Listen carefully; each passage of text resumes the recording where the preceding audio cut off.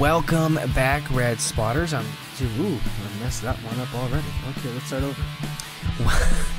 Welcome back, Red Spotters. I'll show you a Red Spotlight. Off to a great start. Okay, let's do this one more time.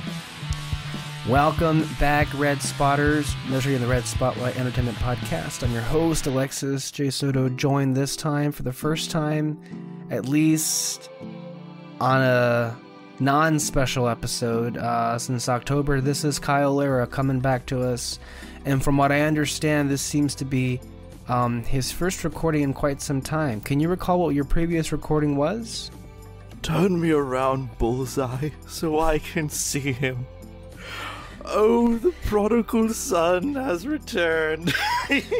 And that should answer all your questions for how people think this episode is going to go tonight. Welcome. This is going to be episode number 372. I'm here with Kyle, and we're going to catch up with Kyle and see a lot of the stuff that he has yet to talk about that he's missed in the last couple of months and weeks as far as movies and TV shows, as well as anything else and everything else that he and I feel like discussing. And so that's our show today. I think the proper place to start with episodes like these is I want to ask you, so we're just about almost done with the first month of a new year. Can I ask you, are you getting the sense that just based on these last 3 weeks, I don't know, personally, I feel like I'm already over this year. I don't know how you feel or how these last couple of weeks have been like for you. How are you anyway? I'm good. I switched to new meds. That can help. I switched to new meds because the other one was giving me aggressive mood swings. Oh boy.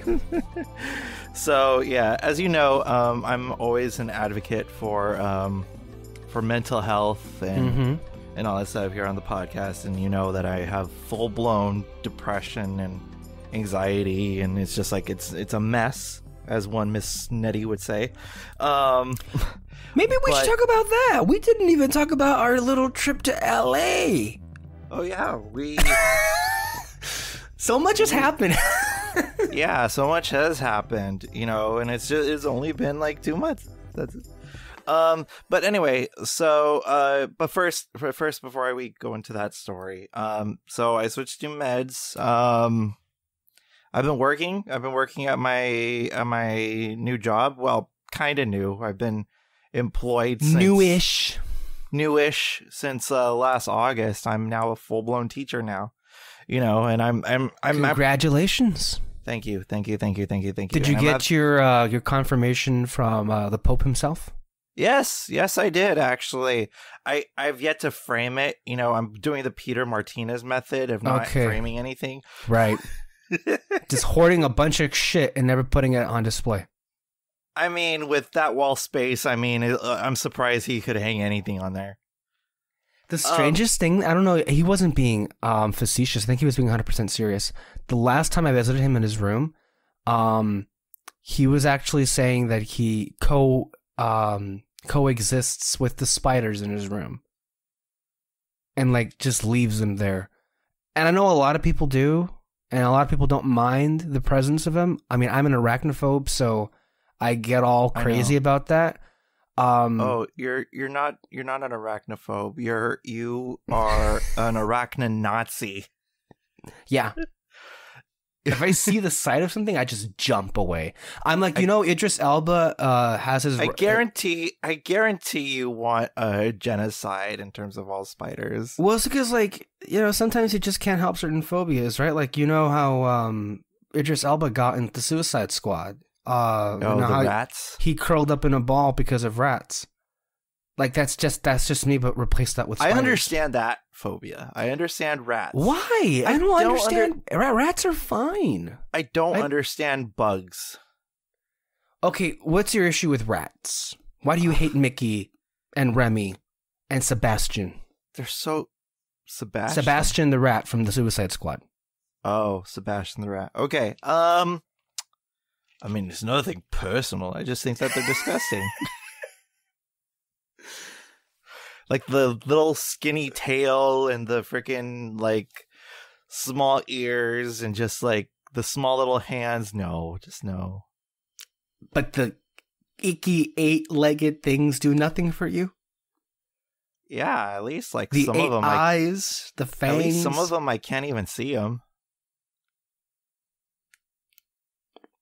Like, I'm more able to spot a rat than I am to spot a 8-legged creature. The fact that you can't see some of those things actually make them scarier. You see, like, the unknown doesn't scare me. Let's get into some philosophy.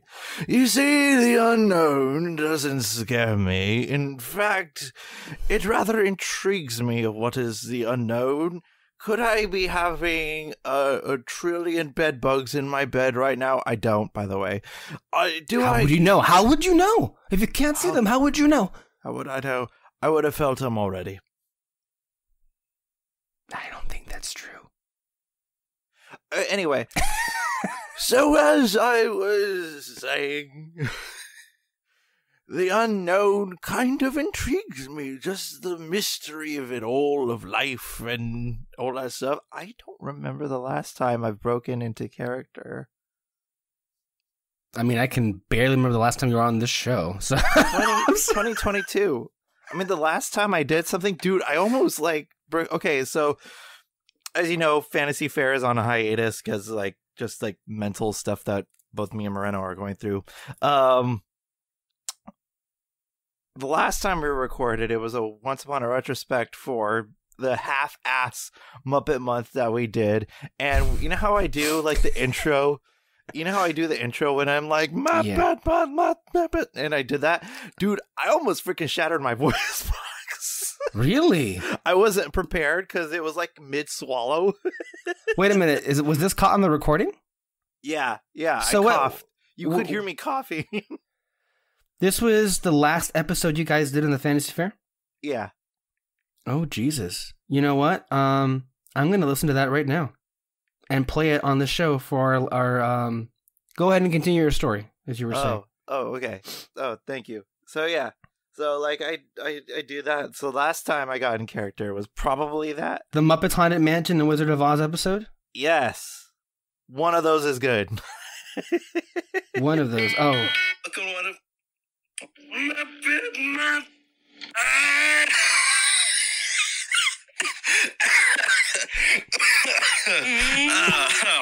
Hello, everybody. How are you? Welcome to one of... Hold on. We're off to a great start. God damn. What the...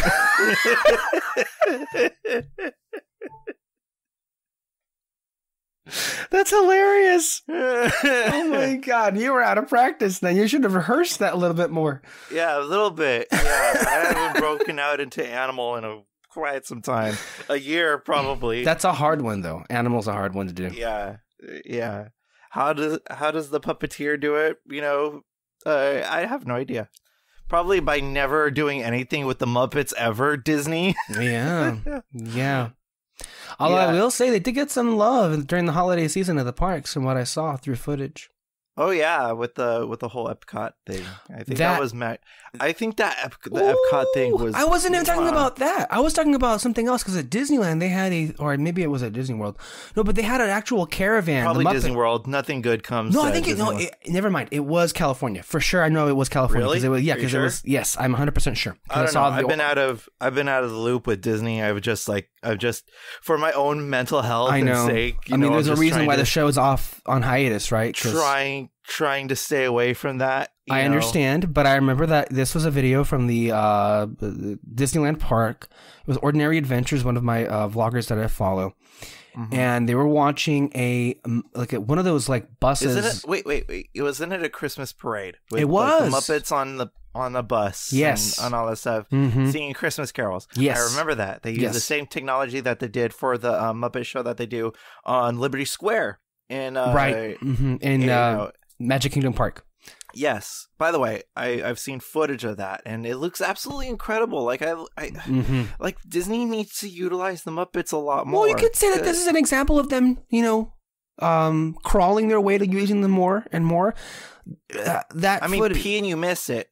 Right, of course. I mean, it's not nearly enough for what we would like, obviously. Yeah. But there's something going around with the Muppets, and that video that I shared with you this past week on social media with the Epcot Starship Earth, right? Are you Davy Jones? No. We're going to Epcot. It's Starship Earth, right? That's what it's called? Spaceship Earth. Starship. Oh my God, Spaceship Earth. Starships are so high. Oh my God. Ironically enough, you're not the first person to actually reference that song. I think Peter on 2 occasions weirdly was just broke out in singing that song, which is weird because you're the person that usually breaks out in song, not so much Peter. The point is that grew up so fast. No, man, it's not even funny how much you've rubbed off on us, and I'm gonna leave that there. Anyway, on the Spaceship Earth thing. I rubbed off on you. A lot of people have rubbed off on me. There's a whore on every floor, as they say, right? There's a whore on every floor. God, this is already so fucking chaotic. This is... Anyway, the video was... It's good to be back. Shoot it through! Spaceship Earth. Yes. That video of Rainbow Connection just playing out loud to the speakers for a show, and then they have the rainbow projection on it. Yeah. Beautiful. Rainbow Connection. Man, when I listened to it and I realized what song it was, just chills immediately down my spine. That song, oh my God. I've always been a huge advocate for that song. I mean, the fact that you used to remember back in the day, that was the outro song for this show, a live version of it. Yeah, until we got fucking copyrighted. Isn't that lovely? No, but for the longest time, it was Kermit and Tori Kelly singing Rainbow Connection. That would end the show. Stay under the spotlight, Corey. Tori and Kermit, take it away. Is that their ship name, Corey? It would be if that were a thing, maybe. Who knew Tori Kelly was into frogs? It'll put a new perspective into I got a frog in my throat, right? All right, let's rein it in a little bit. That's a bit much. But yes. Good to be back. It's good to be back. So it sounds like all is well and good. How were the holidays for you and your family? I loved it. It was nice. It was nice. It was nice to get a little bit of a break, huh? I always have that dread because I have to split my time between 2 families and all that stuff. Shit, if I was ever in a relationship or anything like that, ladies, call me. I'm single. You can call Kyle at... No, I'm kidding. No. Here's my personal email. Here's my LinkedIn. Here's my Instagram account. My Instagram account at Kyle and Lira. But anyway, so it's always difficult to divide between 2 families, and I always dread it, but once I'm in the motion of it, it feels better. Mm-hmm. It's just I shouldn't have to divide it, and God knows when I have a particular partner, I have to divide it between 3 or 4 if their parents are divorced too. Yeah, that's always fun. I'm curious to hear from either side if you are aware of this. What movies did you guys indulge in as a family this season? If any. Well, the thing is that, once again, if you pee, you miss it. It just felt like the season went too fast. I agree 1,000% with you. I said to myself once, I was glad the holidays were over for 2 reasons. One, they went by way too fast where I couldn't even feel the full impact of it. So you know what? Fine. Yeah. If I'm not going to be in the season, then let's just move on with this and go to something else. And then 2. Holiday shopping, no fucking joke. Yeah. And I don't know, look, we're not in a huge, by no means, metropolitan area. We have ventured out, as we'll talk about in a minute, to other areas. But you mean 30 minutes away from town? Yeah. No, I mean like in San Diego and LA, but like I know 30 minutes away from our town, there is like a shopping center where we go and usually do our stuff. Okay. Yeah. And that's also where our movie theater happens to be located, the Cinemark 14. However, I was just, and you've been in the car with me. Sometimes I get some really bad road rage. Traffic pisses me off like nothing. In general, not only that, but like your pissed offness rubs off on me, and I'm just trying to keep a cool head. I'm just like, I know. You're just trying to do what you can. Okay. But you do know, because you've gone out there with us to see some of the movies from last month. But December, because it's obviously the holiday season, the shopping season, it is just overly congested, and it's not even pleasant to drive through there. It is beyond just like terrible. Then wait till you live in a city, kid. I mean, of course, I've lived in a city myself, not driven through it, and I understand because I've been myself in like other bad traffic experiences. But because I do live here, and because, relatively speaking, we're not that highly populated, it only ever seems to be a bad thing when it comes to the holiday shopping season. And so those are the two reasons for why I was happy that it was over and done with. Although it is, I don't know, I gotta be honest, these last 2 months have been kind of, I don't know if it's a post-mortem operation funk that I'm in, but I had surgery early December. And December was mostly good, except for the first week that I was mostly incapacitated. Yeah, you no longer have your appendix, huh? Yeah, that's done and over with. I don't know. January especially has been kind of blah because, well, the first week I didn't really work all that out. I have 2 part-time jobs. My first one, I also work at a school district. I didn't really go that first week because, well, right now the whole country, of course, we're no exception, is going through a massive COVID surge. Yeah. And that first week, that little thing. Yeah, we entered the new year with basically, I mean, we were potentially exposed. I mean, my family and I, through other friends or whatever. So we went to go get tested, and so that took 3 days to get the results back. I know some places have them like much quicker, but we went to a different place where they took their time with it or whatever, and then the results were definitive that they all came back negative, so we were good there. But basically, it's just like that was the first week where we didn't really do much of anything. I haven't really been going anywhere, too, because I was so exhausted in December, going places left and right. I have basically done nothing but stay here at home, save for like 1 or 2 things for my other part-time job, which is a reporting gig. And then this last week was just kind of like, I mean, I've basically been at home, because I was sick for 3 days. My brother was sick the previous weekend, and so we're pretty sure I got it from him because they were the exact same symptoms, although he had different symptoms. My only symptoms really were nasal congestion.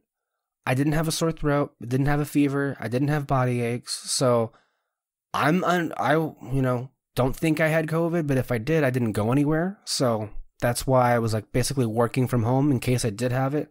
I didn't feel like going to go get tested because lately it's just been terrible. And actually, I don't know if you saw what I shared this past week. Because the lines at the testing center here that we have are fucking like... Have you seen them lately? Like 5 hours just to get a fucking test. It looks like a fucking angry mob is surrounding the testing center in this town. Like it's awful. And just this week for my publication, I wrote an article that basically said that this is a report that came out of the city council of our community that COVID cases have exploded this last week. I think they went from, what was it? It's because they're testing more. My God, don't do that. Please don't bring that back up. I can't. That's a 2020 thing, please. I can't go through that again. I can't do it. Dinner with me? I can't cancel that again. Jesus, fuck. Let's not do this again, please. I didn't even get to watch The Grinch. I know. I wasn't that into it, honestly. I didn't even watch The Grinch. The only one that I watched was fucking Elf. I didn't even bother watching any Christmas movies. I was just not feeling it. You know, every other year, there's one, you have seasons where you're like 100% in, and then you're not. Like, I didn't go through my daily, my yearly rotation right. of like Family Stone, A Christmas Story. You know, I saw Charlie Brown Christmas. That's the only, other than Elf. I'm trying to see what I saw on Christmas Day. I can't even remember. Did I mention Family Stone? Yes. Family Stone. Great movie. Underrated Christmas movie, I feel. Yeah, so I had the number here. For our community here, just our town, our small town, the number of active cases went from 660 to 2,890 in the span of 3 weeks. That is an increase. It's because they're testing more. It's because they're fucking God. That is 2,200 more people that have COVID now. So, and I don't know if it's been like this for you. We haven't had much of a chance. Half of my class is gone. Okay, I was about to ask you because as we enter the new year, I think I've had at least, I'm going to say roughly 8 family members that got it over the holiday season. They're all fine now. They were all fully vaccinated. My brother's girlfriend currently has it. Ooh. Yeah, I had at least 8 family members that got it, but there were mild symptoms, so it was fine and everything. That is the benefit, by the way, of being fully vaccinated. There's a meme that was like going into 2020 without ever having Rona, and I've seen it. It was a picture of the Walking Dead cast. I felt it. So yep, I felt that everything. I felt it. Yeah, and I was like, preach, preach it. Yeah, some memes are great. It. Yeah.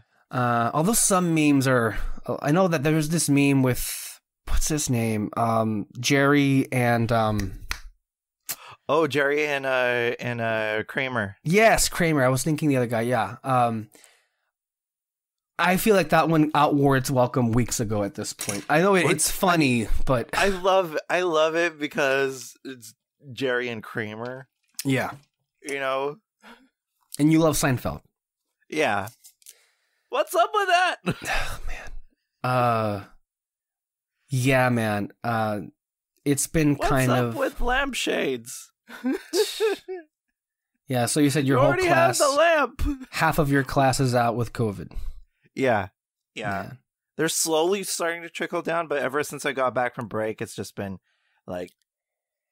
You could hear like... I'm not at liberty to say, but I can definitely allude to the fact that there definitely have been an increase in cases where I work at. And at least from my anecdotal evidence, when I did go back that 1 week in January, honestly, every day I would go in and I do a full day from the morning.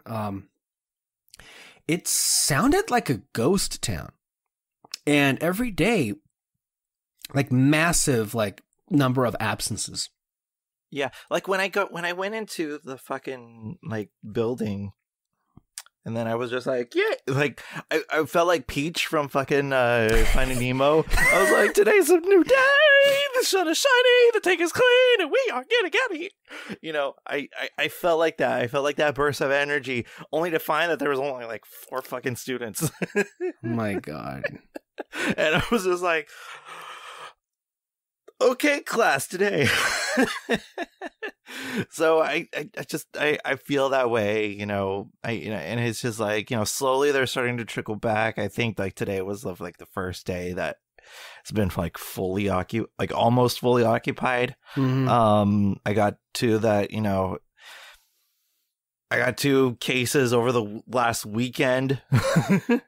So 2 students are gone from the whole thing. So like, it's just one of those things, one of those deals, you know, some shit like that is just, and honestly, like, I'm just like, you know, if you're sick, just stay the fuck home, you know, which is what I did. Yeah. And it doesn't matter. It doesn't matter. Stay home and all that stuff. And just stay home and take care of yourself. Like, you just need to be in a place where you have like meds available and just like let yourself rest. Like, and it's affected all of us. Like, my brother is still home from school. He's been back since the beginning of December, but like his university, the UC, the California UCs have not been overall clear. I think he actually was told that through 2 of his classes. They're not going to have in-person gatherings any longer for the remainder of this quarter.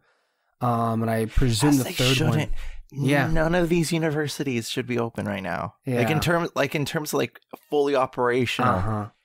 You know, I don't think it should be that case. I think there should be, and also like the thing about our school is that we're preparing for that situation. Well, that's good you are, because from what I was reaching out to, you know, several districts in the area just to see what the mood was for that, and the responses that I got were pretty definitive. Like they're not considering it, but they're also not dismissing it. You know, the politically correct way of like, because they don't want to get heat from the parents, especially the anti-masker, anti-vaxxer parents, that they get a lot of shit from already. Let's be real.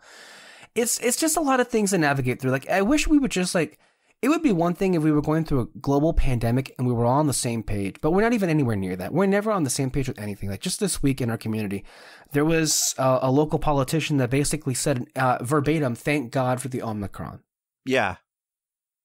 Which is outrageous. And I would even say it's even more outrageous that no one's covering it. It's so funny that there's a new variant called the Deltacron. And I'm like, why are you making him sound so cool? Wait, is that real? The Deltacron. Yeah, there's a new variant called the Deltacron. And I'm like, why are you making it? Okay, did you pull from Hasbro's name catalog? Oh my God. Are you just like naming Transformers now? The Optimus Prime variant. What do you got? What do you got? I got the Bumblebee.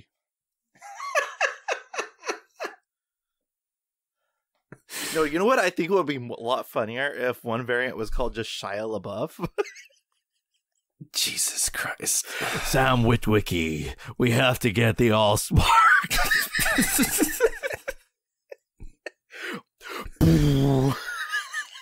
With the fucking explosion in the back. That's hilarious. One jab equals one Michael Bay explosion.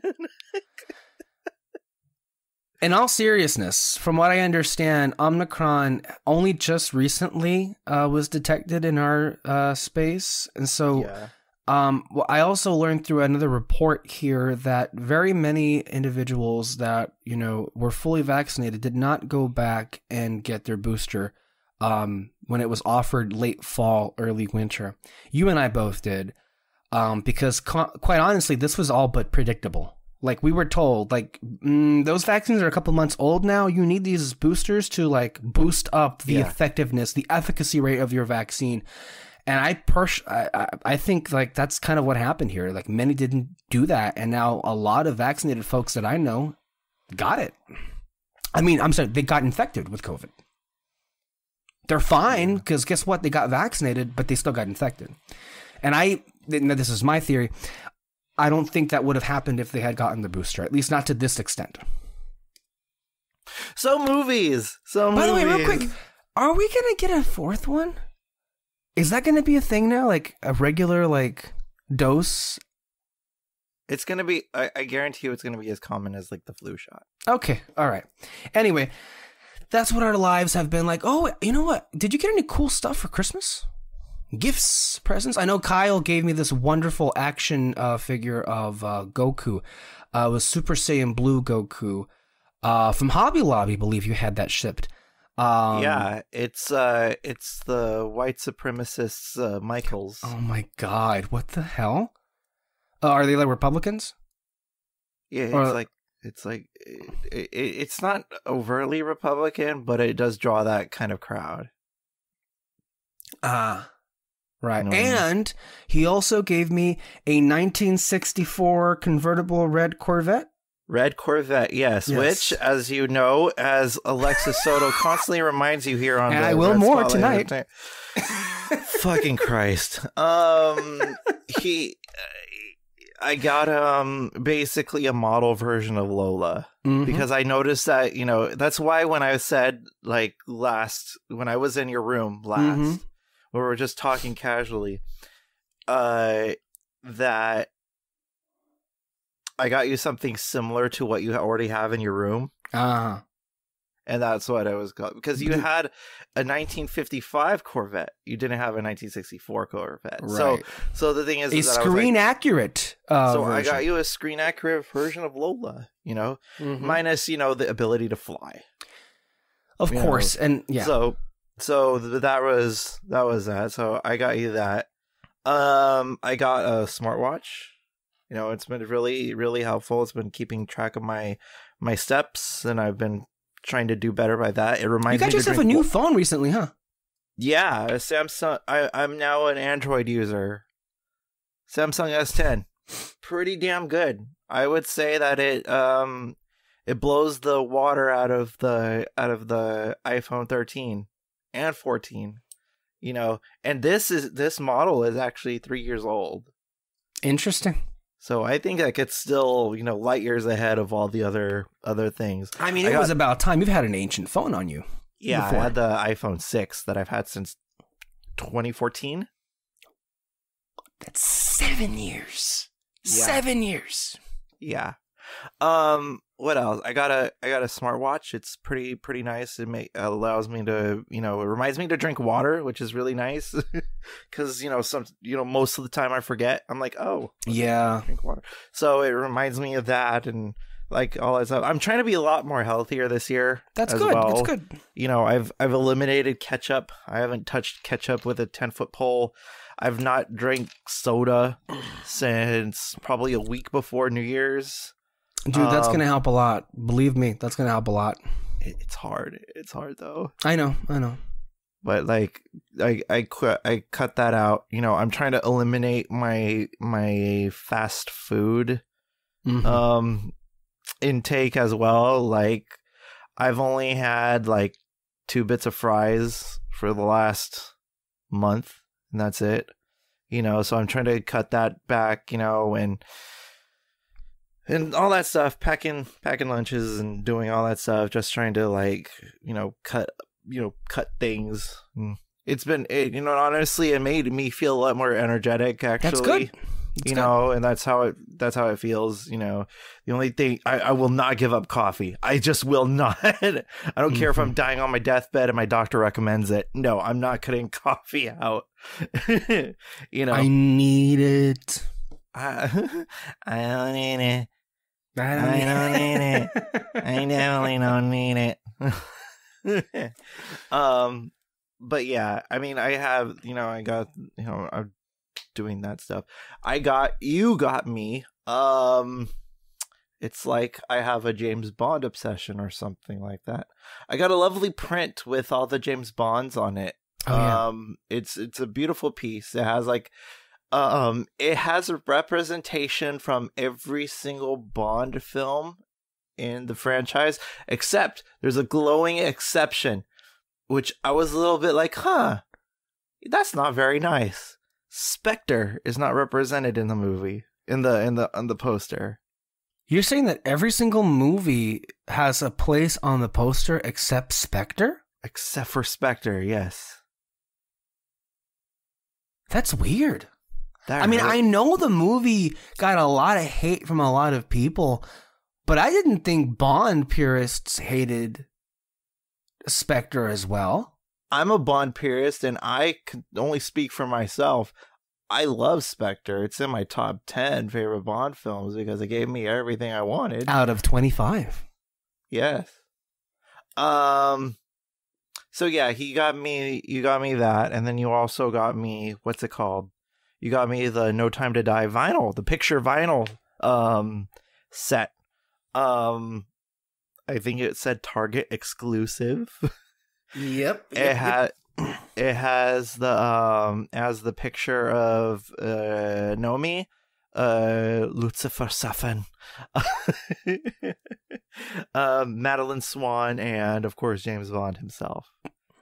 So it has all that stuff on. You just reminded me something. I don't understand why. We were actually, for the first time in a couple of years, was it? Not years.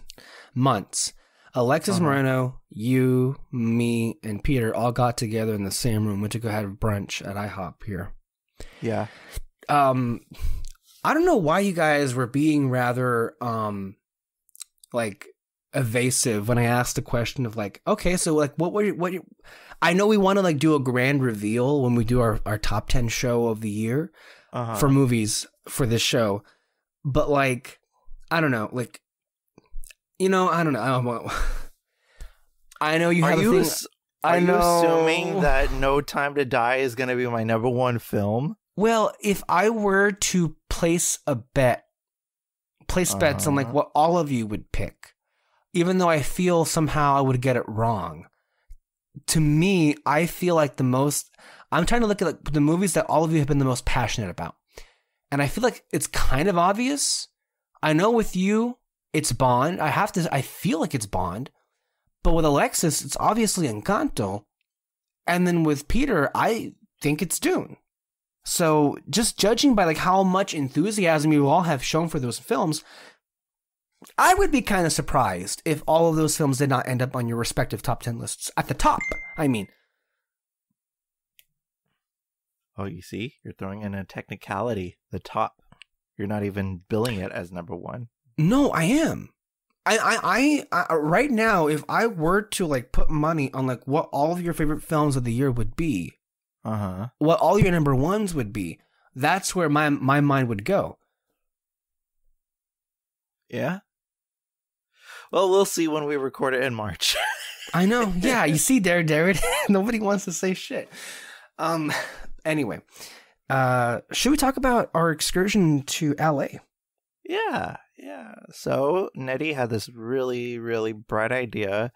Hey, let's go to LA and watch Bridget Jones' Diary. And I was just like, you know what? I have the weekend off. Fuck it, let's do it. So like the theme was like, ugly Christmas sweater and all that stuff. We went to a really nice, the Palace Theater in what's it called? In LA. Mm-hmm. And first of all, gorgeous theater. I love old theaters. It's been standing at least for 10 decades. Yeah. Yeah, and I think that's incredible. It's supposedly haunted, so obviously, you have that little intrigue going on.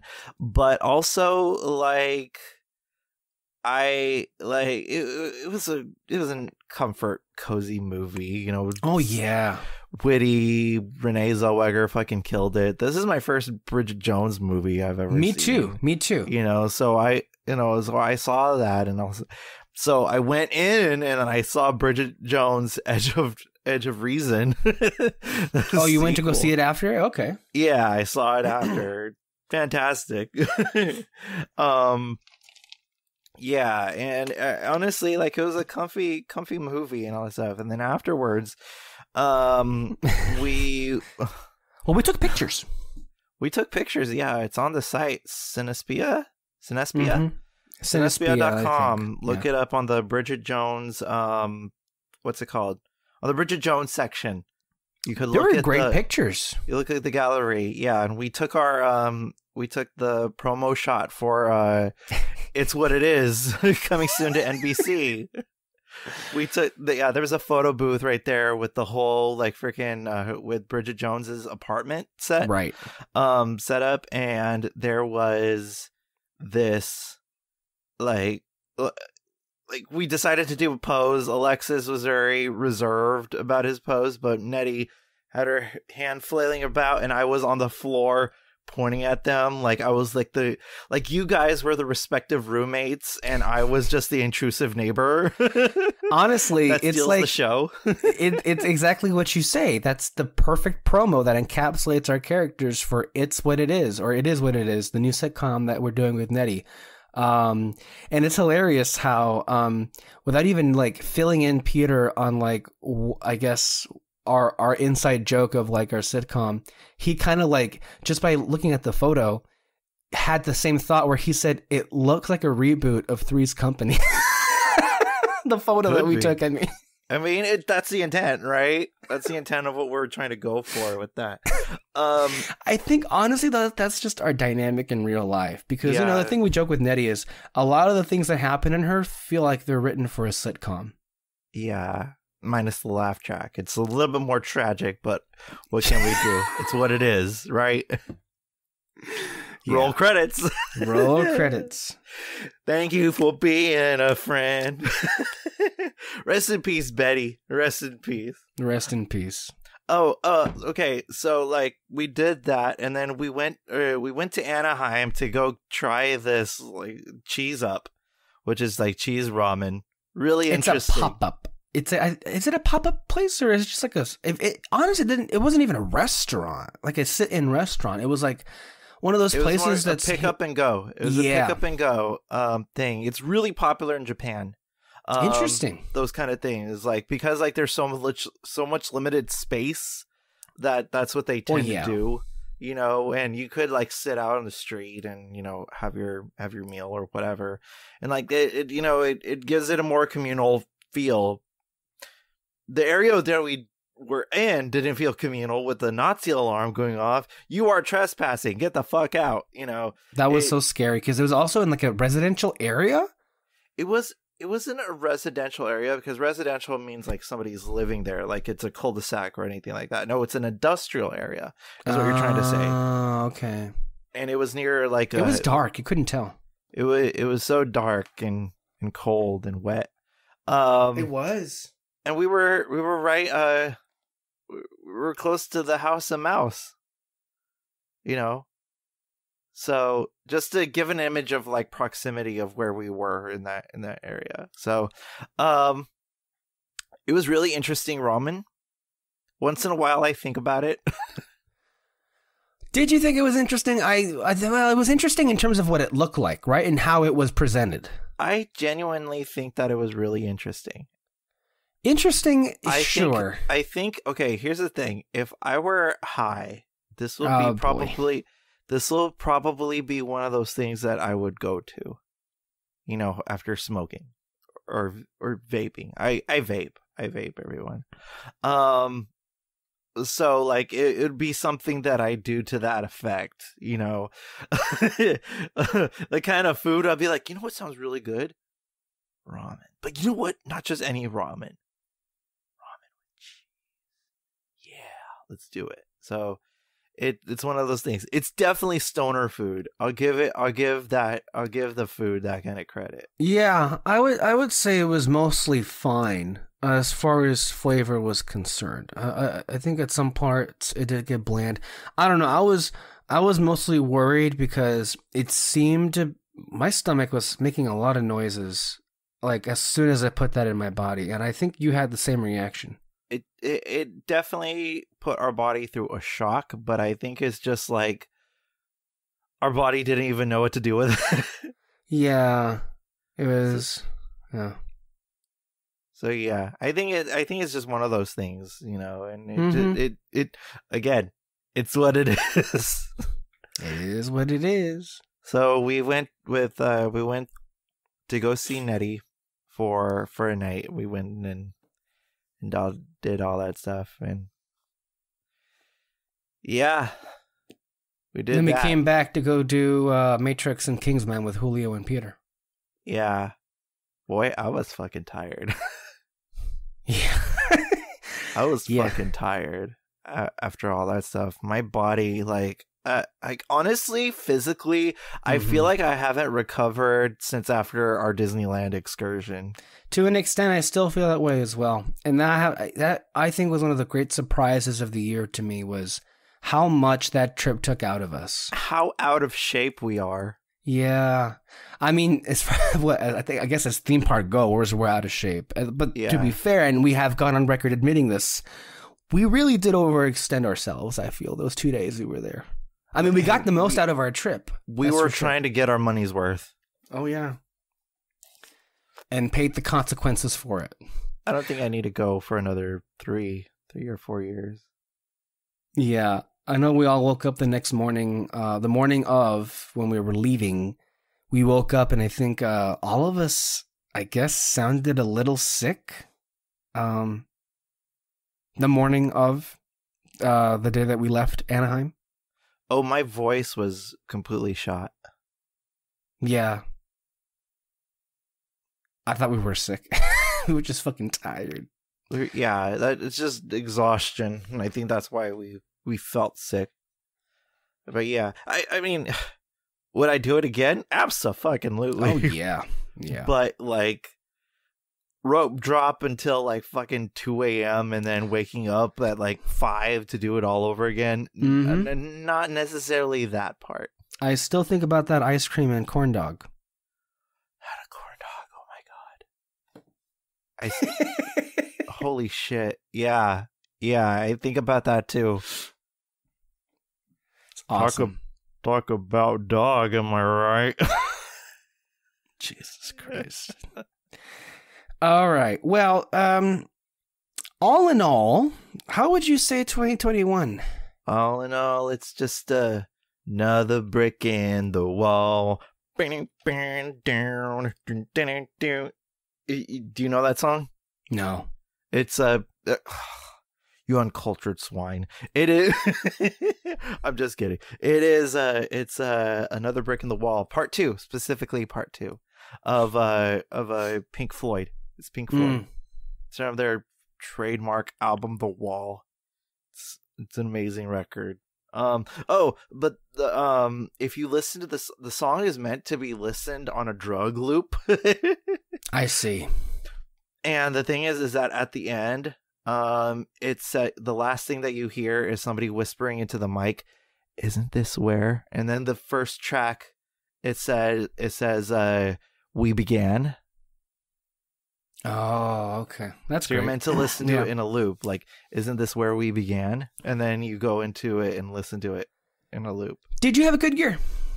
Would you say that it was a better year than 2020, or not that different from 2020? Yeah, I would say. I would say it was a better year. I think it's significantly better year because we got to go outside for one. I went to fucking Disneyland. Yeah. Not once, but twice. I got a new job. I love my new job. Mm-hmm. Hey, me too. I went to Disneyland. I got a new job too. Not much to complain. No, not really. Not much to complain. I mean, that's what, the thing is that throughout this whole time with COVID and all that stuff, I think we need to, I think a lot of people seriously, I mean, yes, it is very dour because of all the fucking bullshit people, but I think a lot of people need to count their blessings, in this time of our lives, because people are dropping dead, a lot of people and all that stuff. So you gotta I think a lot of people need to count their blessings in terms of all that stuff, because honestly, all that negativity can make you sick, and it absolutely can. And the thing is that, it is scientifically proven that, hold on. I gotta put on my best Joe Rogan impression. Oh my God. But seriously, negativity weakens your immune system. Did you know that? No.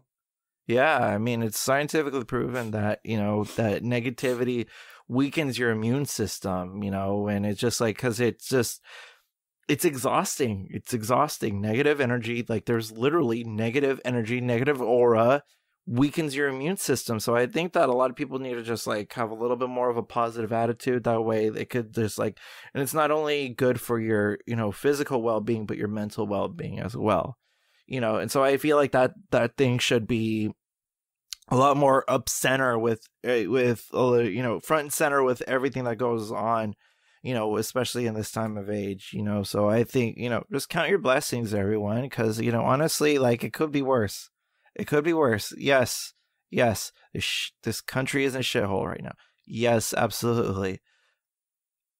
But don't add to the brick of negativity. That's all I'm gonna say. Just look out for your mental health and look out for your personal life, really, and to make sure you're Alexa's gonna go on a trip pretty soon, and honestly, good for her. Get out, see the world, travel while you're still young and free. Yeah. Because God knows it ain't gonna last long. No, it ain't. Don't look up. Yeah. 2021, I would say, was a great year. Much better than 2020. And as soon as the vaccines came, the parties came back, the trips came back, the movies came back. Meeting physical places all in the same, location came back. So yeah, I would say, much better year. Great year. That we got to do as many things as we had the chance to do.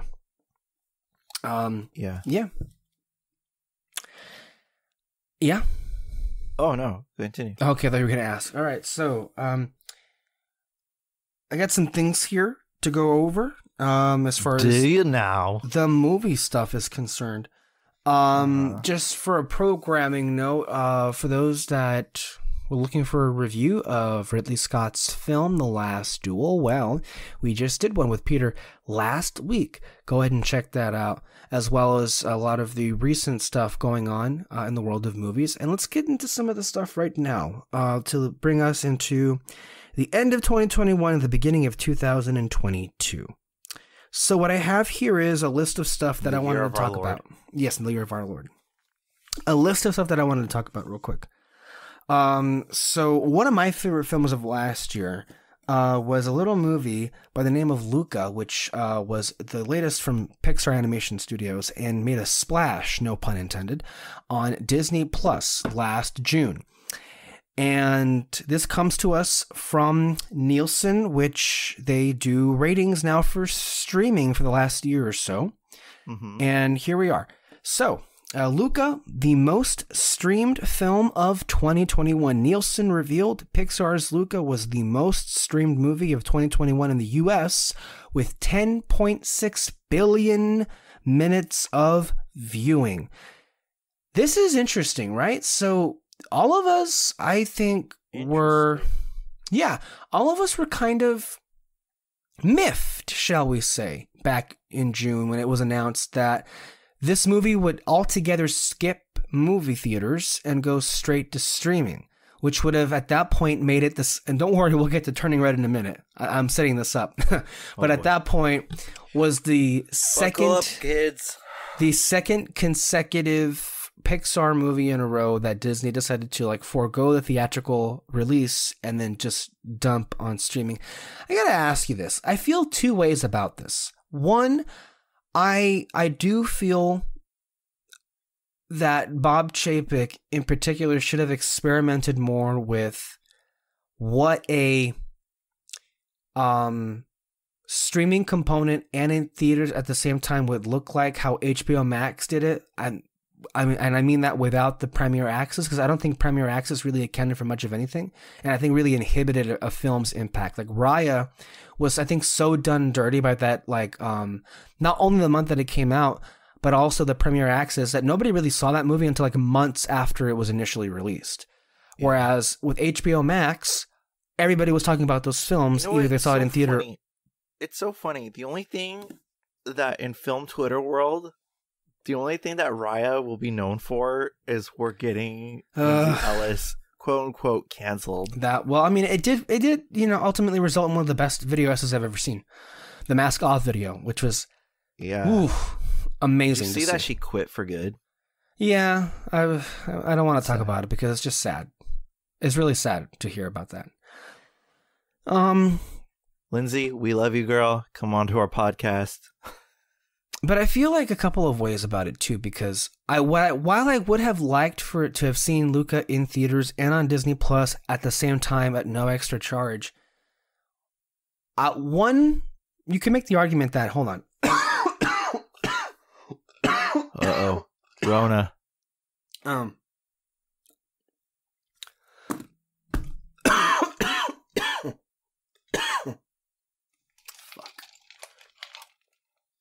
Do you need a stick shoved up your nose? No. Okay. Oh, boy. Oh, God. Are you okay? Yeah. I'm just annoyed that this shit knocked me off my thing. Okay. While I would have liked to have seen Luca be on Disney Plus at no extra charge and in theaters at the same time, because all of us thought that Luca legitimately would have been a great summer movie, a great family movie to actually make money at the box office. Mm-hmm. You could look at how, it did HBO Max, or actually Warner Brothers, little good, really. How many hundreds of millions of dollars were sacrificed. And I think we did the math last podcast, Peter and I think HBO Max in the span of a year only gained something like 13 or so more million subscribers because of all the movies that were released in a year. Between 13 and 19, I think, more subscribers Okay, so let's do the math real quick. All right, so 13 or 14 million? Well, I have it right here. The math was already done here. I know, but let's see. Okay, so 14 million. No, I was wrong. This is where it was. 57 million was 2020, and 2021 it was 69.4 million. Okay, so plus 21. Yeah. 78 million. 78 million times 11, because that's how much the going rate for buying a subscription is. Okay. Is 858 million. Million what? Dollars? Dollars. Okay. Which is, I mean, okay. $858 million. 858 million. Which in a normal year, one of those films could have easily made that by itself. Times, let's just look at the last year. Let's just look at the last year alone. Okay? Times 12. Because that's like every month of subscribers, and that would be 10,296,000,000.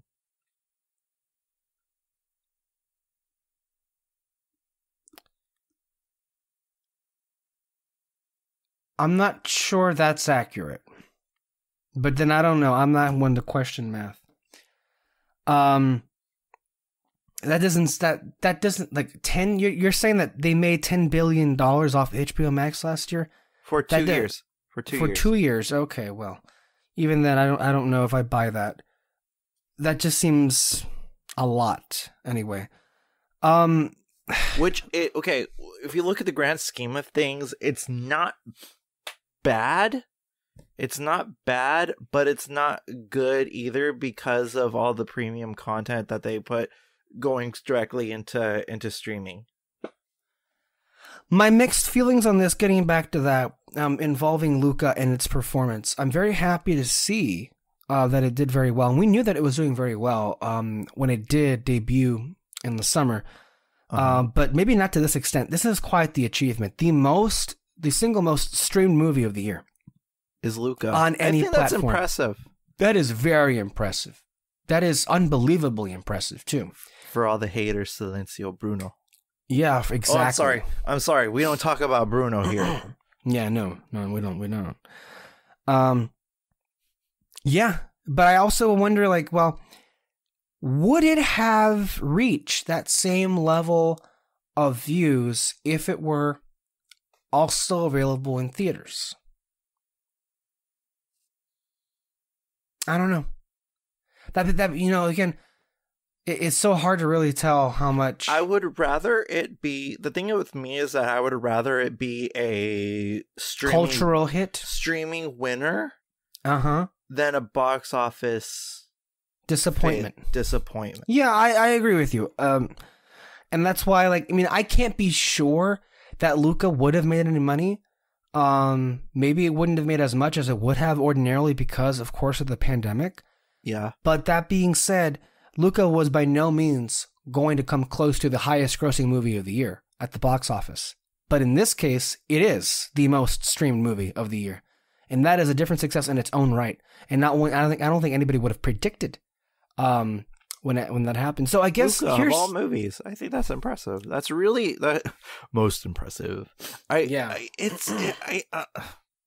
Because honestly, Luca is a great film. Luca's a great film. I love it. One of my favorite animated films of last year. Mm-hmm. And to see it like come up on top of that in terms of like, especially in the midst of a streaming war. Yeah, I think that's really, really, really, really important, and I feel like that deserves its place in cinema history as well because it's like in the middle of a pandemic and all that stuff. So I think you could make the argument it is the single most watched movie in the world then, if it's on streaming, which is Disney Plus. Yeah, that's big. I see this as an absolute win. Yeah. And so when you look at how good Luca did on Disney Plus, you also then have to think about, well, because, Disney announced the other week that Turning Red, which is the next feature from Pixar, would also skip theaters. It was supposed to debut in theaters in March, but it's going to skip theaters and go straight to Disney Plus at no extra charge, like Luca did, like Soul did.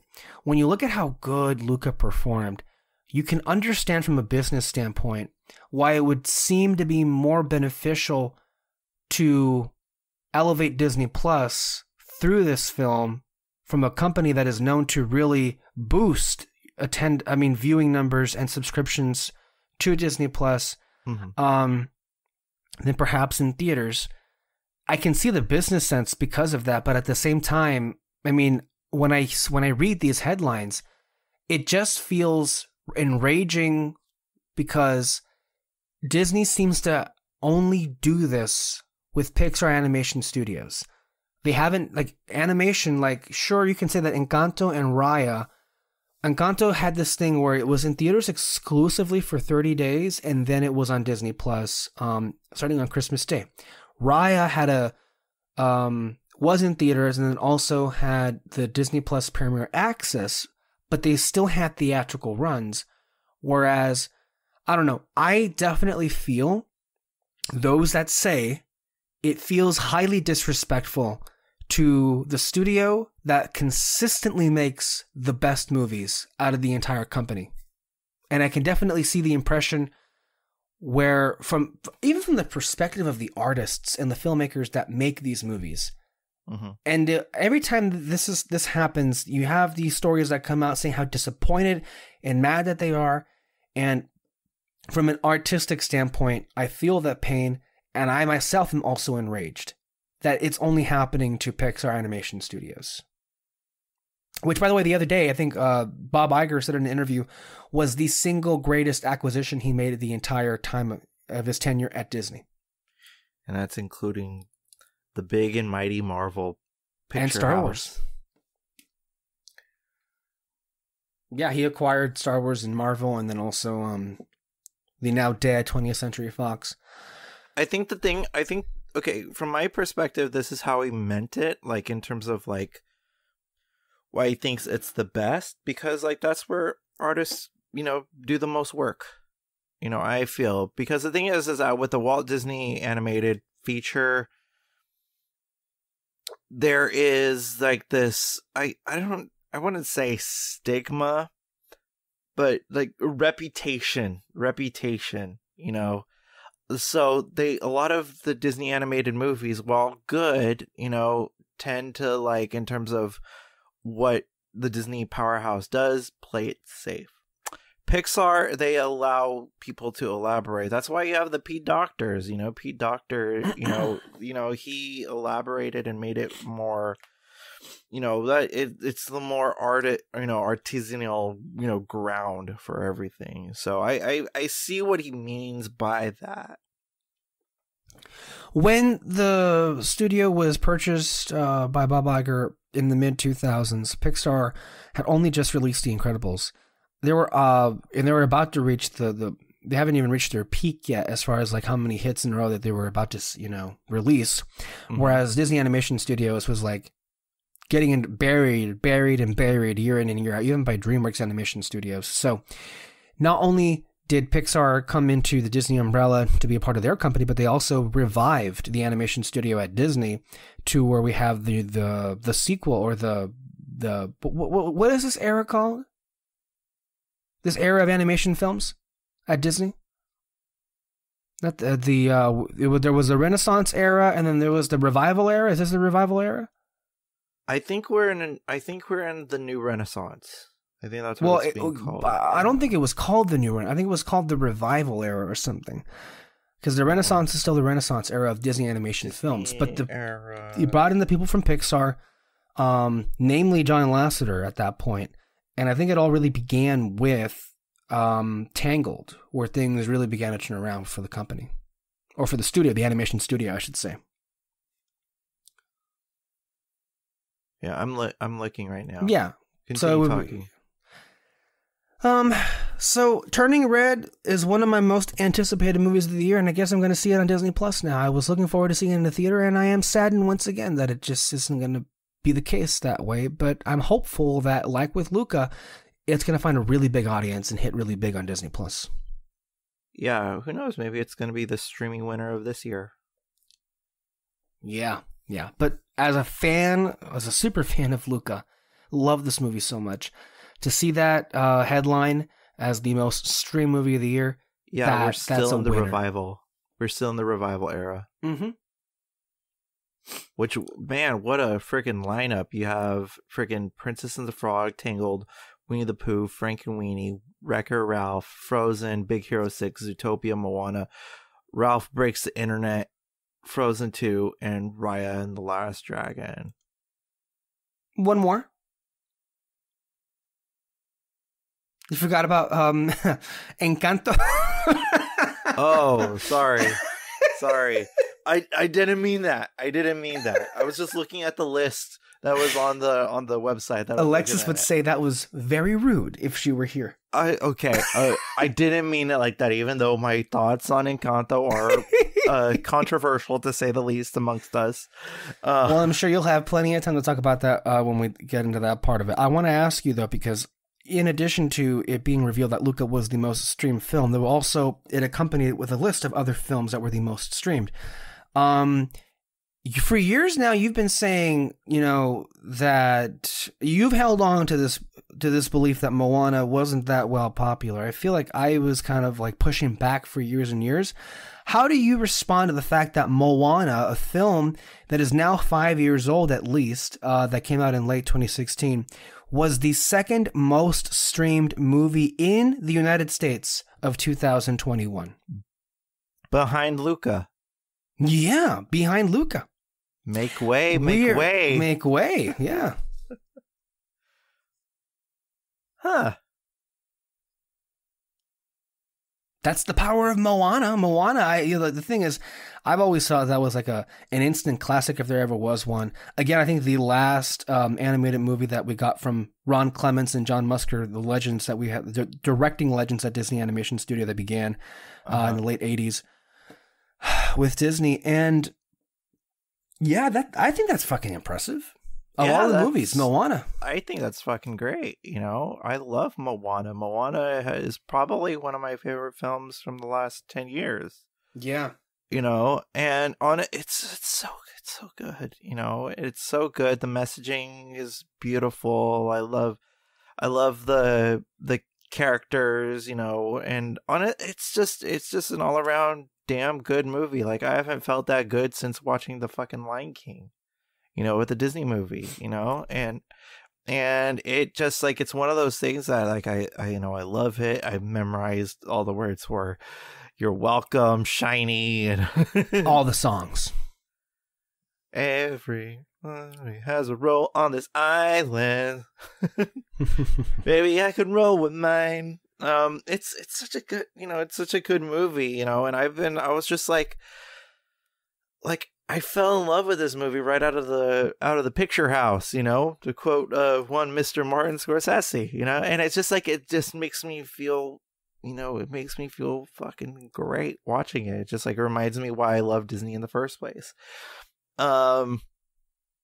Not only that, but all the freaking songs are freaking bops, and the animation is beautiful. The way that they animated water, not only in a realistic way, but how they were able to bring it alive in a new, fresh way and a fresh take on that as well. The thing about like, you don't have to depend on legacy in order to be great, and because the thing is that you're a wayfinders, but you're more than a wayfinder. You're your own being, and using your own talents to succumb the dark force, I think is actually beautiful.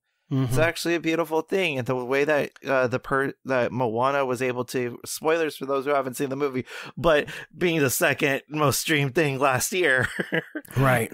The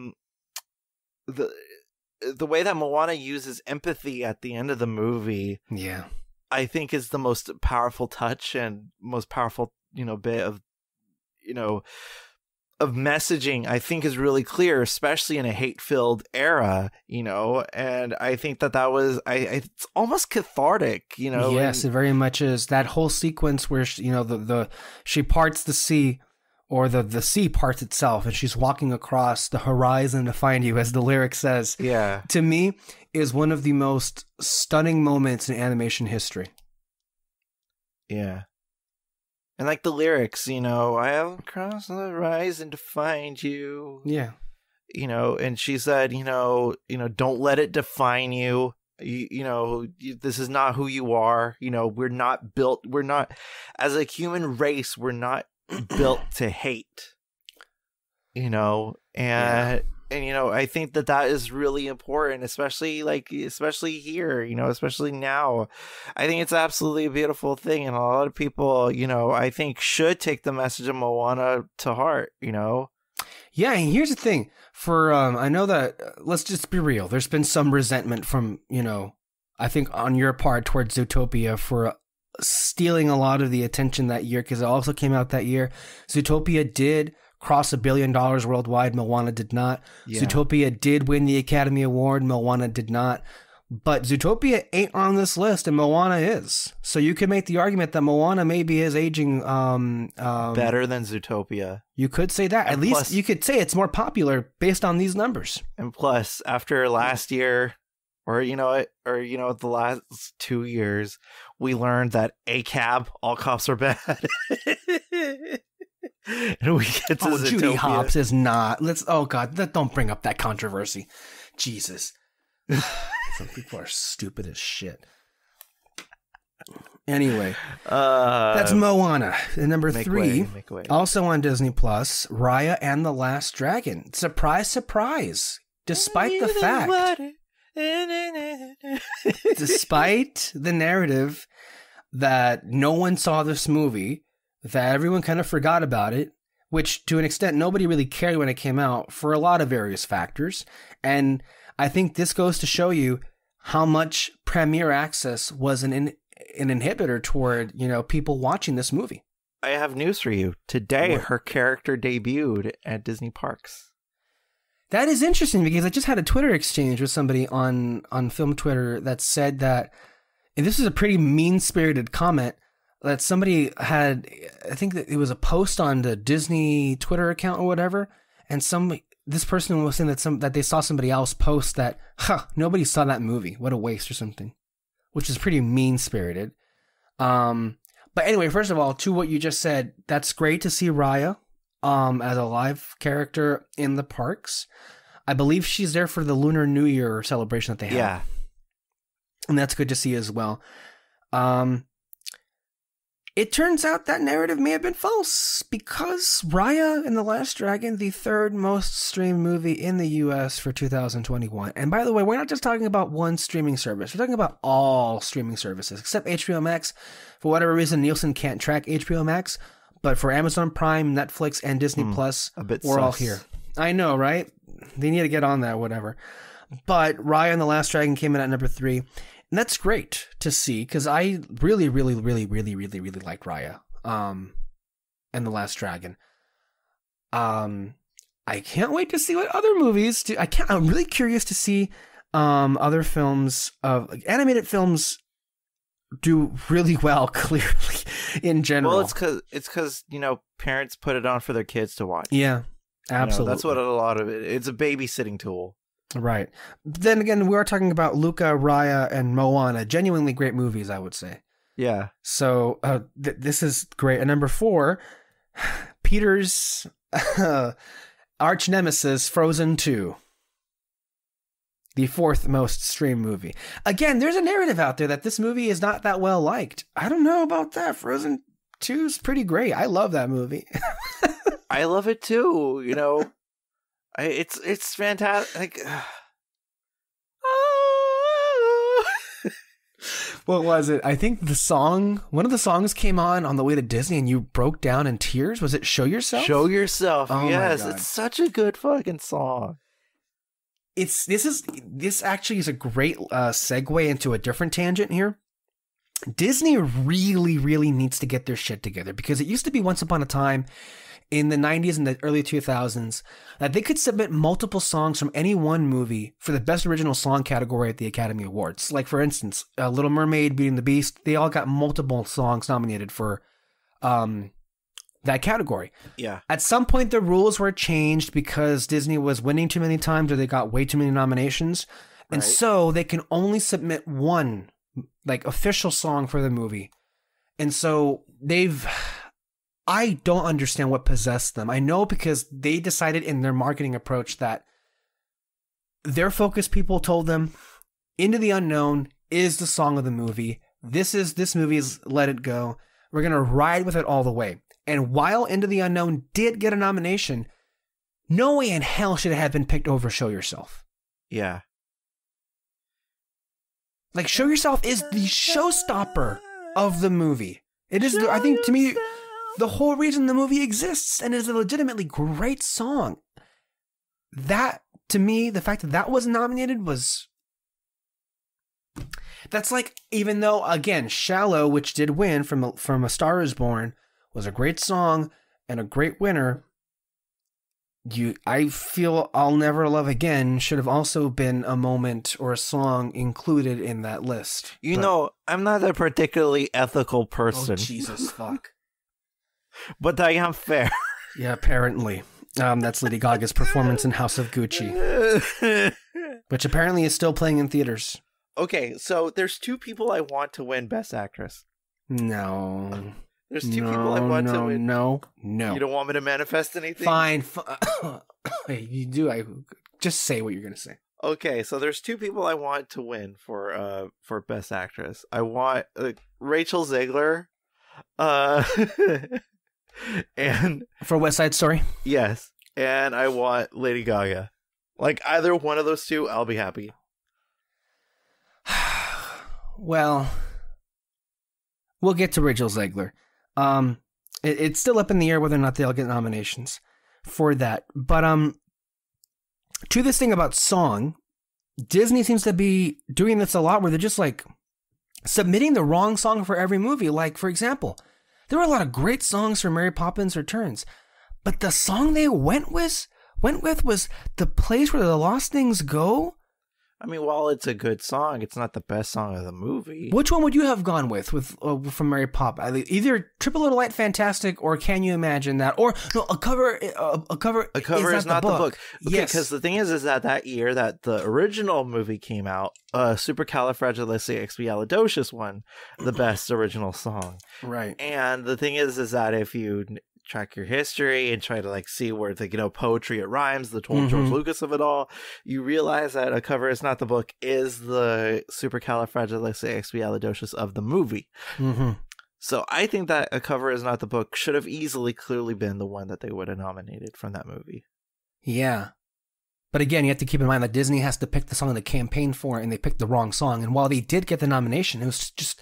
Maybe they could have won if they got the right song in there. Yeah. Also, and they didn't have Emily Blunt sing it at the Oscars, too. That's not on them. That's on the actors. This is a common thing where the actors don't really feel like singing their own songs that they're nominated for. Like they had John Legend do all of the La La Land songs that were nominated. But Emma Stone and Ryan Gosling were sitting right there. Whereas, on the flip side, Gaga and Cooper had the balls to perform live. And damn. Holy shit, I'm still sweating over that. Jesus, it's been a couple of years now, really? You're still sweating over that? I honestly thought that there was something going on. Oh, you never know, man. You never know. One year they did get it right was with Coco, because Remember Me was the song of that movie. Yeah. And it did win. But with this one, this coming year, and a lot of people are saying this, they did it themselves again, where they went with Dos Orgullitas, which is a really good song from the movie Encanto. But clearly, they really should have gone with We Don't Talk About Bruno. No. It surpassed fucking Let It Go. Can you believe that shit? I can't believe it, because I know, like, you and I, when we first got into all this podcasting and YouTube stuff, the video recording and movies, we were literally living in Let It Go for like years and years. Covers and YouTube stuff. Disgustingly so. Yes, like even to the point where we were like, "Oh my God, let it go already with this song." We were done with it. But in such a short amount of time to see, we don't talk about Bruno overtake that.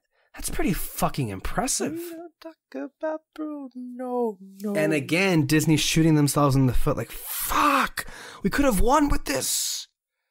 Although I am rooting for Billie Eilish to win for the Bond song. Same, dude. She would have not only a Grammy but also an Oscar as well, and I think that's fucking fantastic. That's 2 away from the coveted award spot. So yeah, there's that tangent. The number 5 most streamed movie. This was the Netflix original film with the ensemble cast of Ryan Reynolds, Dwayne "The Rock" Johnson, and Gal Gadot. Red Notice. Which, did you see that movie? Yeah, that's why I reacted that way. I saw that the other day just because I wanted to see what it was. I couldn't agree with you more. What a snooze. What a fucking snooze. I just told this, I said this to Peter the other week. The Rock, Reynolds, Gadot, they're all doing their own thing. They do the same thing they always do, and it's just like on autopilot at this point. It was really, really abysmal and uninteresting and kind of lame. And it also kind of infuriating because in the hands of somebody else, or maybe if they actually, got these actors to play different versions of themselves, maybe this could have been a great movie. Maybe, just maybe. It is. I know, man. Maybe. But I don't know. But here it is. Netflix says that was the most successful movie that they ever had on their platform. Can you believe that? Gross. At number 7 was Soul, which made a big splash the holiday season of 2020. You got soul, nobody knows. It's alright. At number 8, Cruella. Excuse me, I'm gonna go become Cruella.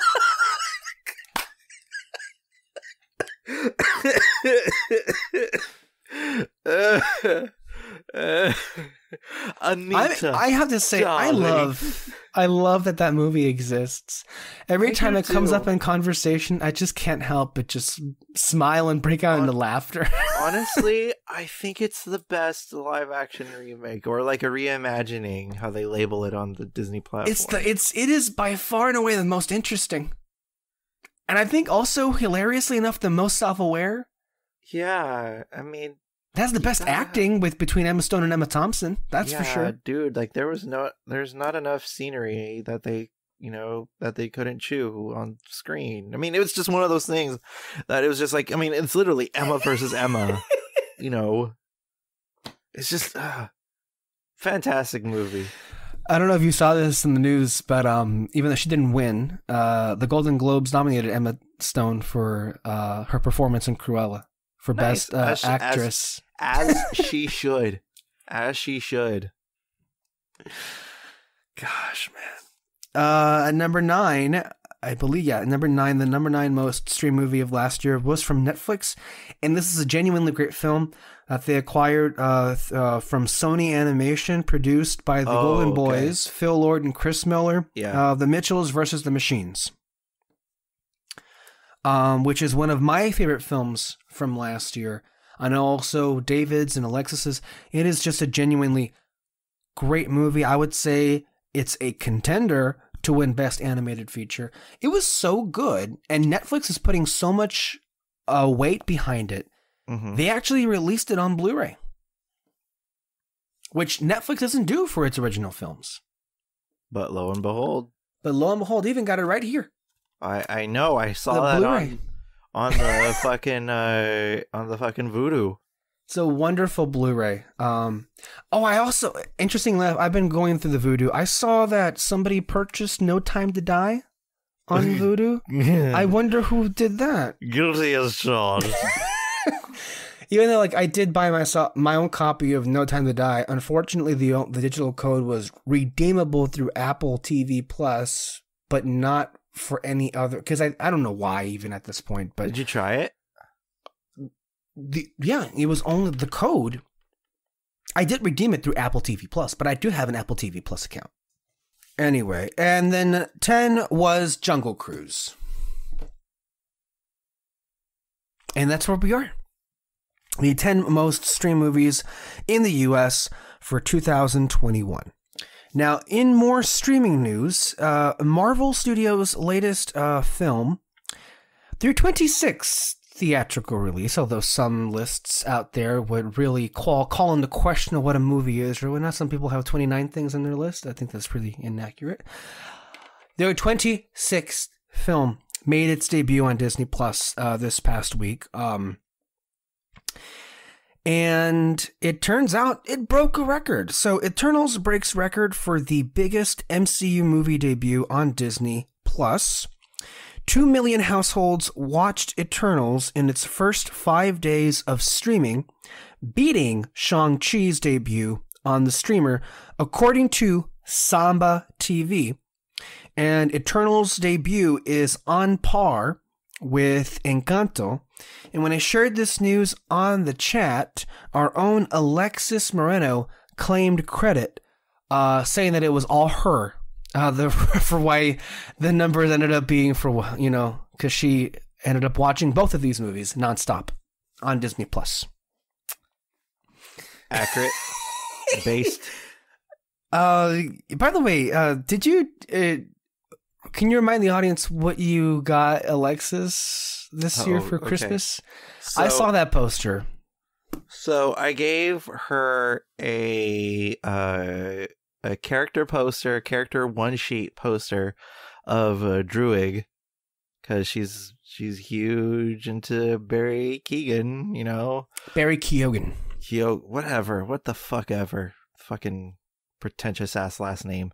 All right, Kyle Liro. It's Lira. Let's be at least. Oh, now simple. Who's the pretentious one? At least my name is simple. Is it though? Lira. How hard is that? Lear? Keoghan. Like, you had to add, like, extra syllables to your name.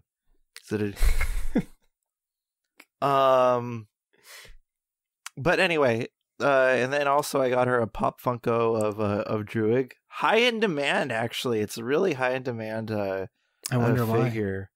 Why. Yeah. Then also I gave her my free freaking Encanto poster that I got during the screening. I know I wasn't going to use it.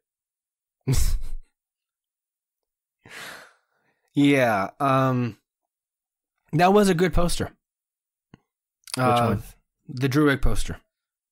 Oh, I bet you think that way. The eyes really look at you. They look into your soul.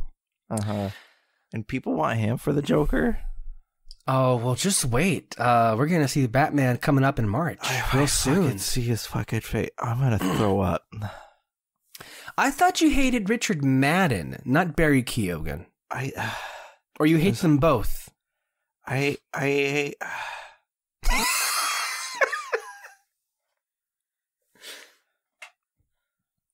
That is interesting. Let me ask you this question here. So, I haven't seen Eternals in full yet again. I saw Blind Wave's reaction video. I've said this like months and years now. I love reaction channels, so I watched Blind Wave's reaction video in Eternals. And then I also, I had to do work stuff, so I had the movie on mute. I wanted to see what the IMAX of it looked like, because I'm not really into IMAX or even really know what that meant. IMAX aspect ratio or whatever. And I know that Disney Plus made a big deal of it when Shang-Chi made its debut on Disney Plus, that a lot of I saw Endgame in that format on my projector. Did you? And god damn, it's so good. Guess what? I did too. I just happened to watch that last night, the IMAX version of Avengers Endgame. and it looked so fucking crisp, so beautiful. And you know what? Like, that movie's almost 3 years old now. That shit still works on me. Like, Yeah, it's so genuinely moving. I gotta tell you, like, as the movie, and it wasn't all at the end. It was at various different points at the beginning, middle, and end. But I think I was crying the entire time. I watched it with my sister, Sophia, and her, like, she was like just like aghast that I was crying. Well, she's not really Still. into these movies as much as the Guardians movies, from what you tell me. So she's Yeah. not into it as much. But like the thing is that like when the credits were rolling, like you know it's like the pretty much the fanfare of it all, of seeing like the whole cast like being rolled out. Yeah. And just like when it got to Tony Stark, and I was just like, it's just like, oh, Tony Stark, you know. And like the thing is that I pretty much had like almost like the same rant that what's her name, Grace Randolph, had about Tony Stark and the passion that she had between, you know, on him, that, you know, oh, they're so mean to Tony, you know, he was so misunderstood, he just wanted to protect the world, you know, because, and nobody would listen to him, you know. And that's the thing, that this is the whole MCU, nobody fucking listening to Tony Stark, you know. And yes, you know, he is arrogant and all that stuff, but his heart was in the right place this whole time. And for the, you know, for the amount of like adrenaline that, you know, he had. And also, like, this is what I was thinking when he did the snap and he said, I am Iron Man, and did all that, is that the thing is that if you notice, this is where I think that screenwriting and like nuance is absolutely fantastic. Of the people that have wielded an Infinity Stone, and you would know that they've all experienced pain to an umpteenth degree, you know, especially when having the glove on, when all the stones and wielding all the stones.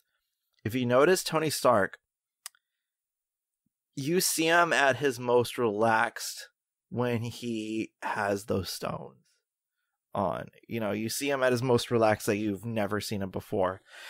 And you realize, wait a minute, this guy has had his teeth kicked in I don't know how many times, you know, and has felt pain, and his like heavy endurance for pain, you know, and like his heavy endurance of pain, you know, and despite all that stuff, you see him at the utmost relaxed in that situation when he was wielding all the stones before he did the snap, you know. And I think that is pretty much like one of the most like heroic things I've ever witnessed, just, you know, in the face of death, the most relaxed. You know, no, there's a lot of things you catch when you see a movie several times over, especially if it's been a couple of years. At least for me, it's just like scene after scene after scene was just so moving. Like at the beginning, Tony talking to his helmet, thinking like he's saying goodbye to Pepper. Even something as simple as him landing, hugging Pepper, and then the quiet holding of hands between Rocket and Nebula. That shot, I had to pause because it was just like, there were so many wonderful shots that the Russos got here that I had to pause. Steve seeing space for the first time and seeing his eyes open up. Yeah. Just, oh my God, just the, you know, Natasha breaking down, Steve seeing, oh God, still to me, one of the scenes in any movie ever that just makes me a weeping mess, just to see Steve in the past, and he realizes that he's in Peggy's office, and he looks at her longingly from a distance, and the music swelling up. And then, of course, Tony and his dad again. Just every little bit about that movie just works so well. It honestly serves as the best MCU finale. I mean, sure. I think the definitive finale absolutely for the MCU. And I think, to me, usually when I would see Endgame, I would like have scheduled an MCU marathon around it. So you have all that built in like stuff. But I think this is the first time I just like put it on You without raw seeing dogged any. it. Yeah. Basically, just put it on, Yeah. and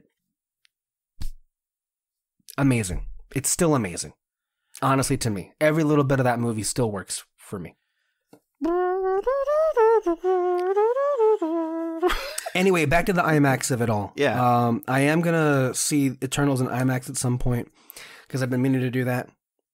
But it's interesting to see. I'm overall this last week I've been sharing a lot of tweets about Eternals, and I'm happy to see a lot of people. Surprisingly, it seems like some people skipped this movie entirely, and are now just watching it. And I think what you see these numbers suggest, watching it for the first time on streaming, and it seems to be finding its people slowly but surely, because this is the film that has the lowest score on Rotten Tomatoes, which means the least amount of critics liked this movie. And it got so much hate over it.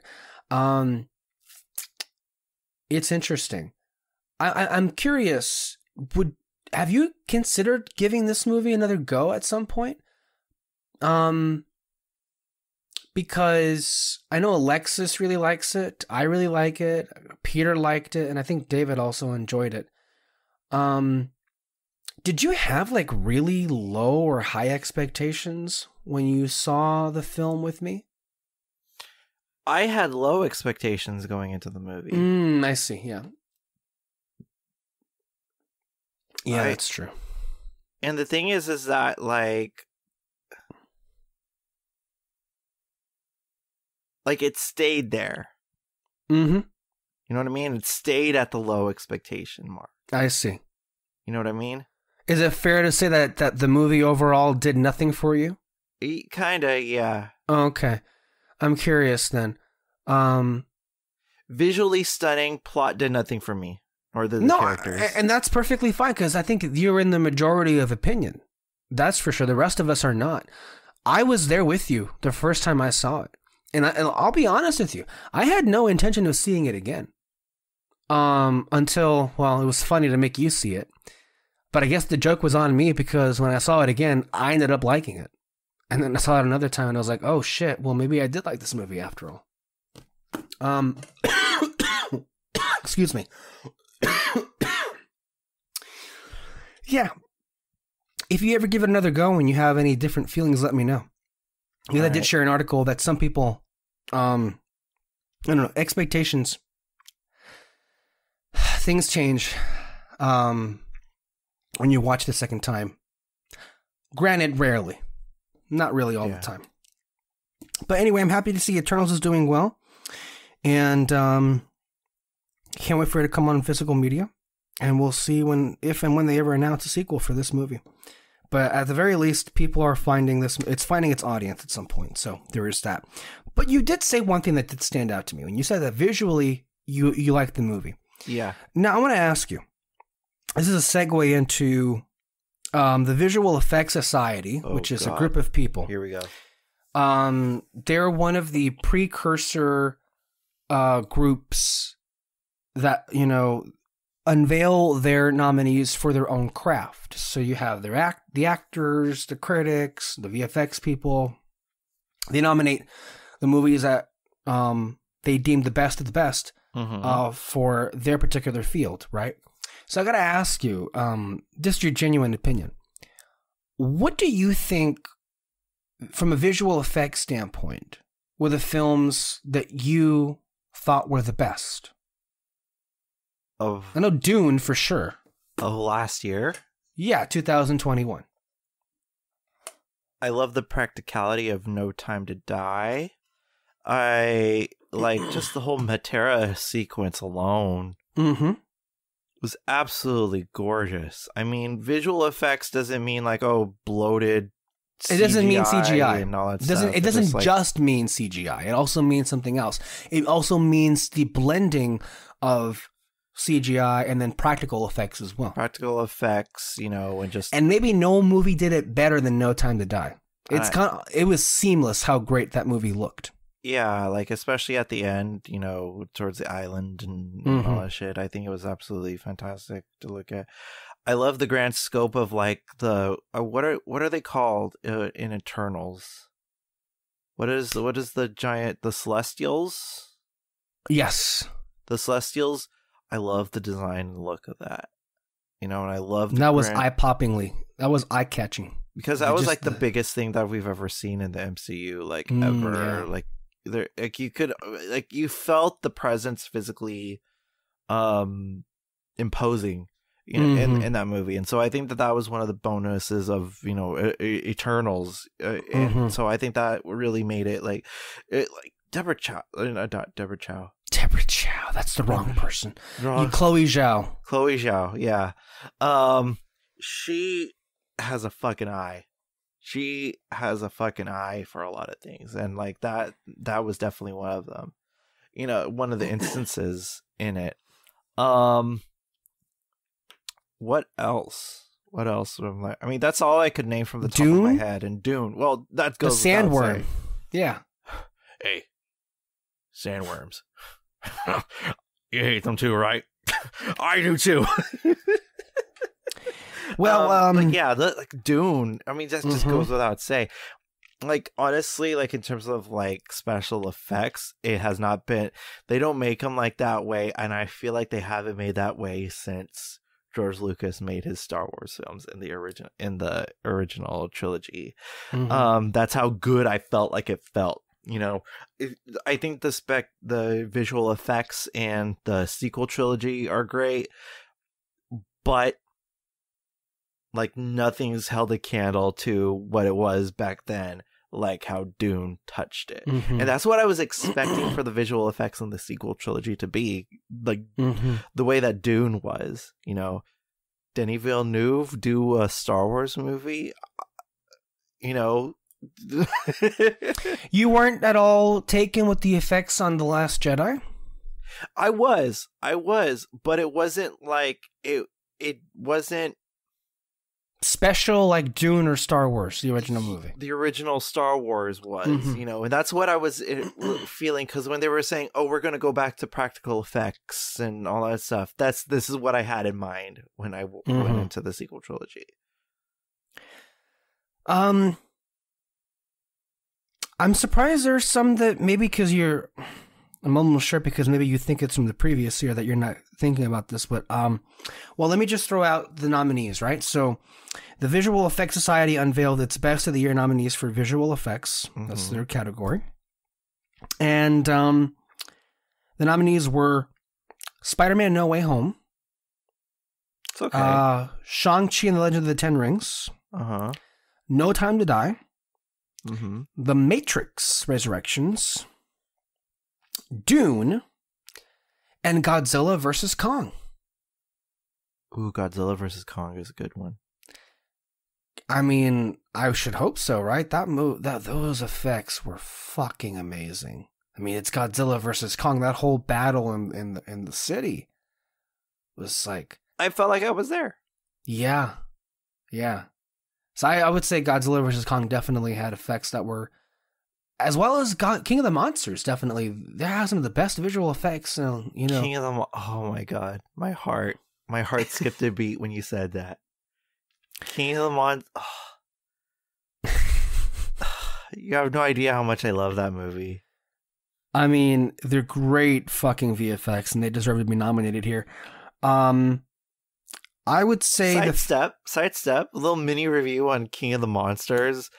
Everything I wanted out of the 2014 Godzilla movie, I got in King of the Monsters and then some. It's a very good movie, from what I remember. I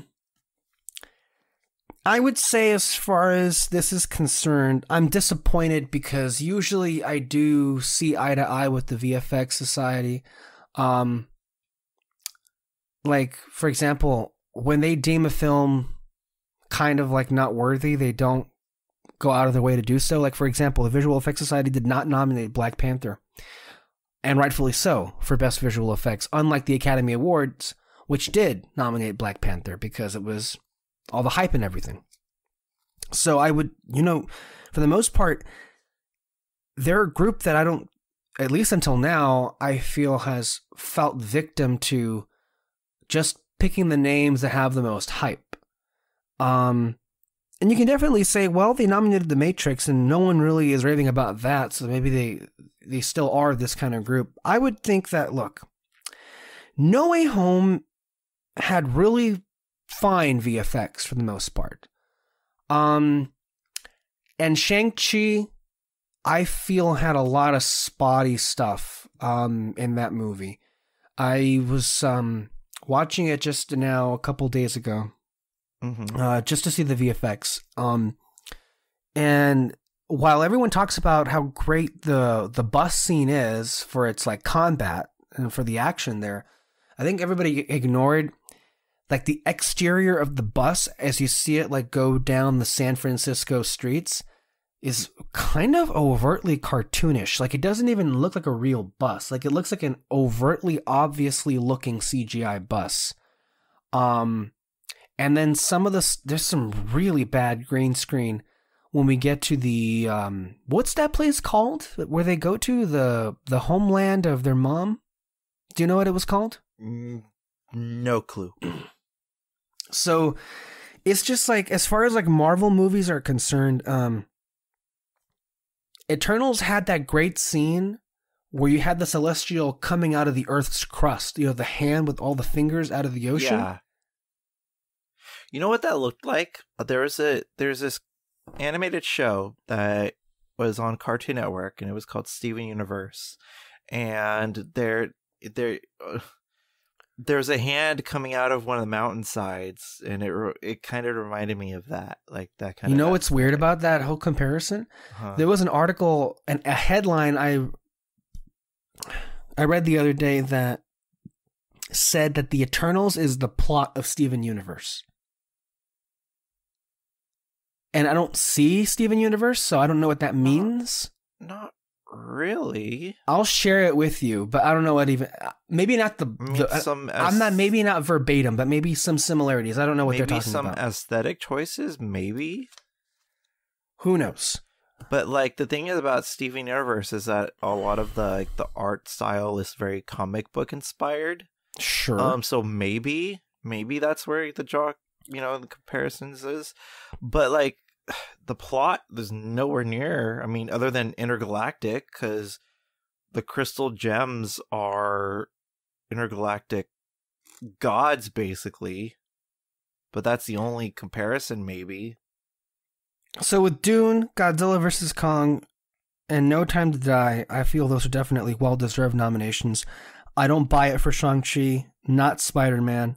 Matrix, I'll accept, but, I mean, nothing visually impressive. Not really. No, not at all. Eternal should have been in this, as well as The Suicide Squad. No one seems to remember that movie even exists. Starro looked amazing.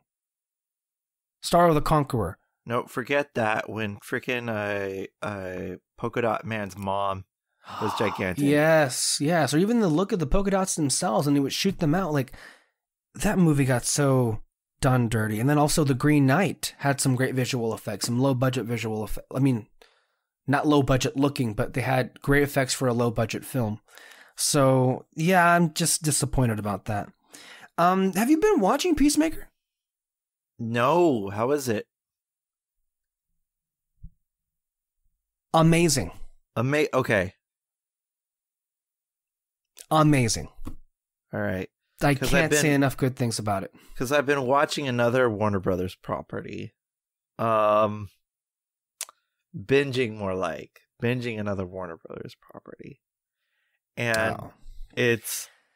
You gotta learn how to binge a show and watch other things at the same time. You're not the only one that's just binging a show. I'm binging a show too, but I'm also making room for other things as well. I know, but like... You can't just watch one thing at a time, because then you'll watch nothing. Alexis, Gilmore Girls is so good. Oh, God. It's so good.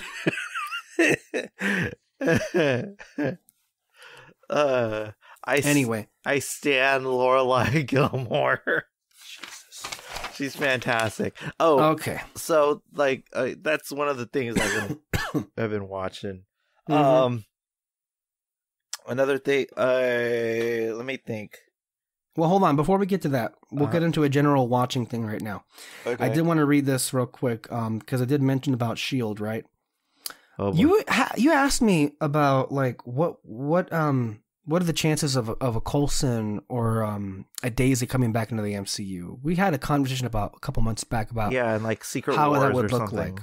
Mm-hmm. Well, Right?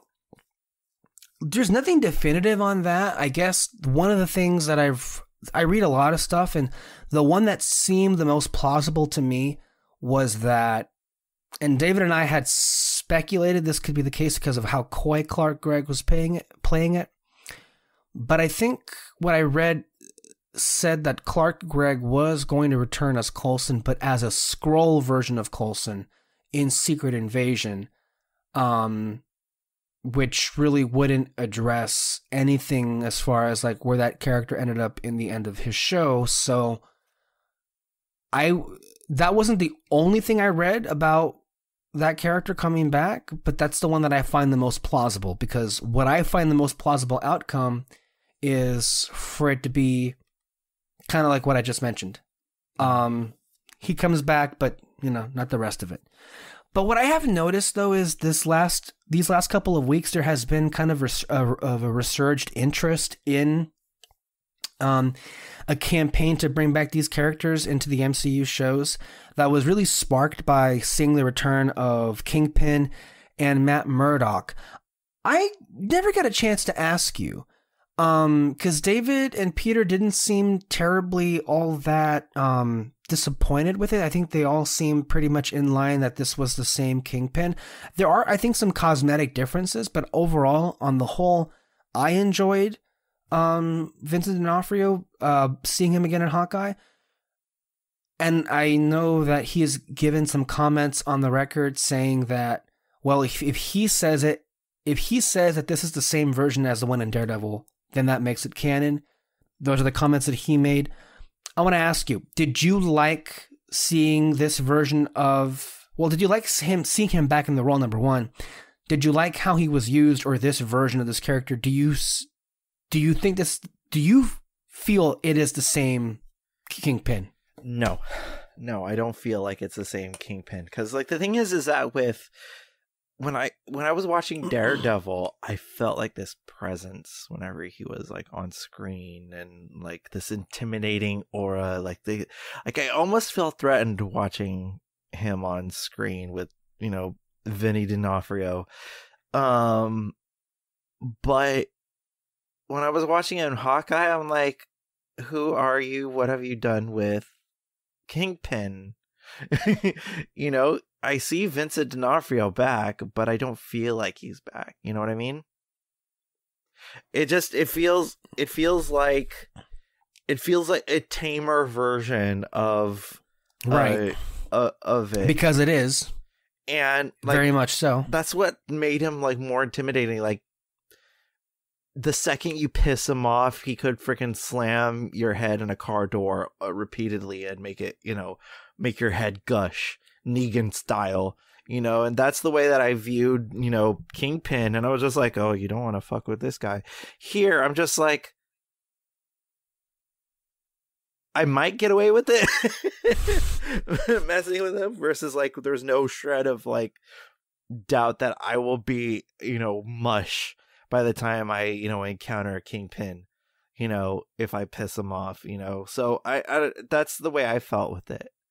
I do appreciate the comic book accuracy of his thing, because like down to like his outfit that he wore, to the confrontation that he had with Echo, with Echo in the end, when he said, us family, we don't see each other eye to eye, and in the comic books, she shoots both of his eyes,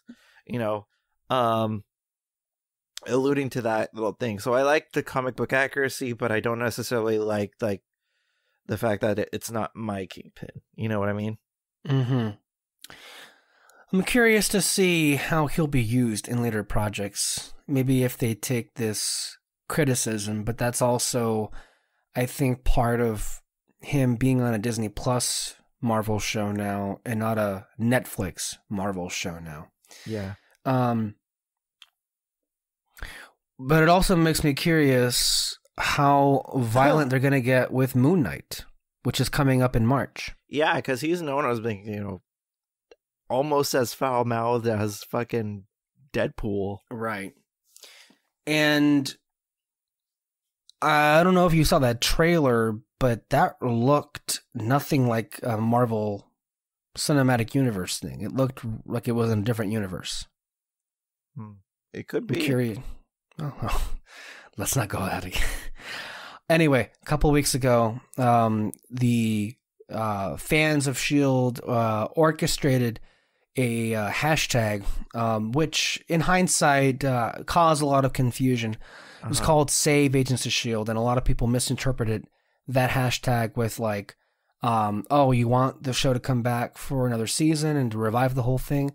That wasn't the point of it. The point, and they probably should have had a better name, but the point of it was to get these characters from that show to have some sort of recognition and be utilized in future installments of the MCU TV show production. That's what the whole point of it was. And it seemed to have gotten a lot of attention. Clark Gregg, shouted out the fans on Twitter. Ming-Na Wen was even asked a question about it on the Boba Fett press tour. And I wonder if other people are noticing it as well. I know some people out there just won't talk about it because they don't care about the show. And even when it does trend, they won't care about it. But I would say, look, I don't know how much you are aware of this, Kyle, but in the last year, it's had something of a resurgence on streaming around the world. Oh, thanks to you, I'm well fucking aware. Are you? Well, yeah. Disney Plus has been kind to the show in different regions of the planet, constantly being in the top 10, if not the number one spot, especially the Latin American regions of Disney Plus. So you have to imagine that Disney is paying attention to that. But what I did take note of was MovieWeb, one of the more reputable outlets when it comes to movie news, ran a column which was kind of interesting because, as I mentioned several times on this show, it is not something that I'm used to in the least to have something kind be written about this show. But it is something that is actually pretty nice. And the headline was, "These Agents of S.H.I.E.L.D. deserve to return in MCU movies." And they actually they say something that isn't said all that often, and a lot of people would disagree. They say that the Agents of S.H.I.E.L.D. are some of the most beloved characters in the Marvel Cinematic Universe. And I'm not going to read the whole thing here, but the point of it is I am seeing something of a moment here to where some people are beginning to recognize that this is a legitimate campaign, quote unquote, as online campaigns can be legitimate, to where it's getting attention. And it's nice to see that. And I think, for all kinds of fans for this show, yeah, I think there are a lot of characters that would be cool to see come back. Why not do it? Like, I could easily... Oh, shit. I could easily see somebody like Fitz or Simmons coming in and, like, you see him working on something in the Baxter building. Uh-huh. If they were to bring, like, Fantastic Four in and all that stuff, you could easily see that. I could easily see, like, somewhere in Secret Invasion, they introduce, Quake, in the whole situation, so I could easily see a bunch of other things that delve into that stuff. Fuck, bring in Ming-Na Wen. She's hot right now on the on the Disney ether. So I would easily include Ming-Na Wen in the whole situation. So there's just many possibilities of inserting those characters, and just give a wink and a nod to Agents of S.H.I.E.L.D., Throw the fans a freaking bone, kind of thing. Throw me a freaking bone here. I've been saying it for years now. Throw me a freaking bone here. But yeah, I mean, it's just one of those, situations that I think that, there's enough demand for it in terms of, like, the cult following that Agents of S.H.I.E.L.D. has. Mm-hmm. I mean, why the fuck not? You have all the money in the world. Yeah. And especially since like a lot of other things are coming back and having their time in the sun in the MCU. I mean, look at the Spider-Man that just came back in No Way Home, and then all the cameos that are planned for Multiverse of Madness. Like, I mean, I'm not sure it's a secret, but I think we all know that the X-Men are going to come back. The actual X-Men actors from those movies. Tom Cruise. Yeah, we know a lot of the stuff. Do freaking Tony Stark in there and also, a variant. Yeah. Yeah, and like. Like there was a good idea that Peter and I were knocking around like in a podcast. I don't know what podcast it was. It was either Fantasy Fair or you know, it was when Infinity War was coming around and all the possibilities. Like when it was just like a dirty thought in Kevin Feige's mind. You know, Infinity War, and we were like, wouldn't it be amazing if Thanos like had like the ultimate like monologue to Tony Stark, and he's saying, look what your chaos has inspired, you know, and like he'll flash images with the reality stone of like Luke Cage, just, you know, Daredevil, Daisy Johnson, and just like quick flashes of that, you know. The Inhumans, when that was gonna be relevant. You know, thank God they didn't go that route. But like just flash that on screen and just be like, look what your chaos has inspired, and look what I have to do to rise above that. You know, it's just like as a threat to Tony Stark. And I think that would have been an amazing way to like just include those kind of things without like fully embracing everything, you know, and just keep them as their own entities all in itself, because I think that it makes it more special, that being the case, you know. So I think that could have easily been the route that they would have gone, but of course Kevin Feige, being the petty bitch he is, you know, not letting anything that Perlmutter touched. That's a whole fascinating arc, because everybody forgets this. When S.H.I.E.L.D. first launched, it was obviously there were the separations between Marvel Studios and Marvel Entertainment, but they were very much, you know, active partners in the promotion of that show for at least the first 2 years, you know, because there would be like stars like, you know, Samuel L. Jackson and Colby Smulders that would come down on the small screen and everything. And then even in the second season, Feige was saying, well, they let S.H.I.E.L.D. introduce the origins of the Inhumans, and it was presumed that that would like set up the movie that he was going to do in theaters around the late 2010s at some point. And Perlmutter at some point basically hijacked that. Either Feige stopped actively working on Inhumans, or Perlmutter hijacked and thought it would make a better TV show. Of course it didn't. It was the worst thing that they ever produced. But in a weird, twisted way, because Inhumans ended up bombing so hard on ABC Television Network, you could argue that it paved the way for more episodes and seasons of Agents of S.H.I.E.L.D. So it's just a really weird... But then again, if it had gone into theaters, people would have probably been more receptive toward the quote-unquote canonicity of... you know, is it or is it not show, or the status of the show. So it's a really weird relationship that people have with the show, as do I. Anyway, let's go ahead and move on to the things that we've been seeing. So where do you want to start? Well, as I mentioned before, I've been watching Gilmore Girls. Fantastic. I've been meaning to watch the show just out of like morbid curiosity, because I saw one clip of what's it called, Lauren Graham, like it was the anniversary of the show, and Lauren Graham's character Lorelai Gilmore obsessing over coffee, and just like it's like a super clip reel of her obsession with coffee, and I was just like, why is this fucking relatable? And so I was just like, you know, I'll get around to watching that just out of sheer curiosity.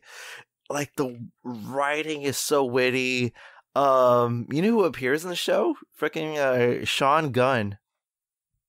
Oh yeah, I knew about that. Yeah. Sean Gunn is in the show, and he like he's a background character for right now. I hear that his character gets a bigger role, later seasons, but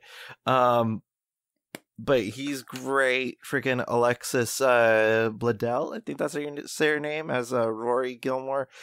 Fantastic, and all that stuff. Kiko, I mean, this is just fantastic show so far, and I'm just in the first season. And I think that's good. I saw, because I haven't been around for a hot minute. Dune. Don't. Yeah, it's been a hot minute.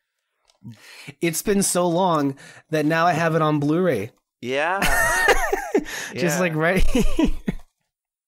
Fantastic. Don't be surprised if it winds up in my top 10. It's just like one of those things. No. Yes. Dune, I think, was fantastic. Ghostbusters Afterlife, I adore. It's it could have easily been again, like what you guys were talking about, because that it could have easily been a cynical movie, but like the fact that it wasn't cynical and it came from a good place and a good, it could have easily been something very, again, it could have been something cynical, but the fact that it came from a good place and, a lot of heart, even like Bill Murray coming in and saying that, there was a lot of heart in the movie, and that's what made him come into the fro. I think that really, really made the movie a little bit more special in that regard, versus the thing about the 2016 movie is that Paul Feig approached it very cynically, the whole Ghostbusters property. And I think that with it coming with a place of heart, that's why I think, even though, say what you will about Rise of Skywalker, the way that J.J. Abrams approached the first, The Force Awakens, I think really like cemented like how you approach, these, coming back franchises, is like, instead of, a place of like cynicism, a little bit of heart goes a long way with your property, and you feel it on its sleeves. So Ghostbusters Afterlife, I think, was like one of those things. What else did we watch? Matrix Resurrection, is that what it's called? Yes. Matrix Resurrection. I only saw the first 2 movies. I didn't see the 3. So like a lot of things I needed to be like caught up to speed. It's a ridiculous fucking movie. I love it. I love it for how fucking aggressive it is at a particular group of people. I know, look, I enjoyed Spider-Man No Way Home. I did not enjoy Ghostbusters Afterlife in the least, but I can respect that it came from a real place. But I think both movies, to an extent, suffer from similar things where it's a little bit self-indulgent to the point where it's a lot of it is just references. And with Matrix, I can at least appreciate the fact that it didn't want to do that. And just basically was saying fuck off to everybody for a good bit of the movie. But then again, that's a personal thing for me. But I can definitely understand why it really, as a movie, it may not be all that interesting. I mean, if you're not invested, I think, with the Matrix films, this doesn't do anything for you, I think. I was never really a big Matrix fan. I wasn't either. I only saw those movies that week, but because I did see those movies, I had some vested interest. But I can tell you something: if I had gone to that movie like not seeing a single one of them, I probably wouldn't have given a fuck about anything going on. Let me think. Oh, Spider-Man No Way Home. I've seen The Father. Fantastic film. Yeah, great film. Anthony Hopkins. Like, I was questioning what was real and what was not. Now that's the Matrix movie that I was looking for. Mr. Anderson. Mr. Hopkins. Yeah, and I was just like, what the fuck? And even like where the daughter is like played by a different actress and all that stuff, I was just questioning what the fuck was going on, And it's an absolute brain fuck of a movie, and I absolutely love like the psychological thriller that this movie is. You know, I wasn't anticipating the movie being so. I anticipated it being like an Oscar bait drama, you know, and I thought that that's what it was going to be, but no, it's a little bit more than that, you know. And I was blissfully surprised by watching The Father. Peter's favorite movie of 2020. I know. I think, and I could see why. Yeah. What else? Oh, Spider-Man No Way Home. The Spider-Man. Can the Spider-Man come out and play? Easily the best Spider-Man movie since Spider-Man 3. Yeah. That's my review in a nutshell. I think the movie fired on all cylinders, you know, warts and all. I think, even though I didn't give a shit about it, about a particular character's death, I just the way that we ended, it's just like it took me on. Yeah, I forgot who died. Yeah. Oh yeah, that's how much of an impact it left on me that I forgot. Like, what the fuck? There was a there was a death. Okay. Yeah. It's very interesting to see where they take this this character going forward. So I think, yeah. Also the suit. That suit was amazing. Shit. Mm-hmm. Yeah. Fuck me, that suit was so good. So good. What else did I see? Kingsman. Not a fan. You didn't like it at all? It was... okay. So you're saying you're not a fan. Does that mean like you dislike the film actively, or that it just was meh all the way? It was just meh all the way. Okay. I was just uninterested with these new batches of characters. I was just like, why are we spending our time making this movie and spending our time making this kind of movie when he could be continuing the story going forward with the characters that, you know, that you actually give a shit about? Yeah, I didn't.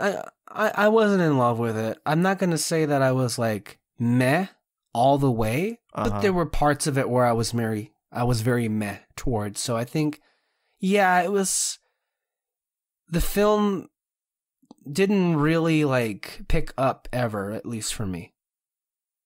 Yeah. It's fine. It's fine. Yeah, but I've seen better, and like, of course. I think The Golden Circle is my favorite Kingsman movie. I think.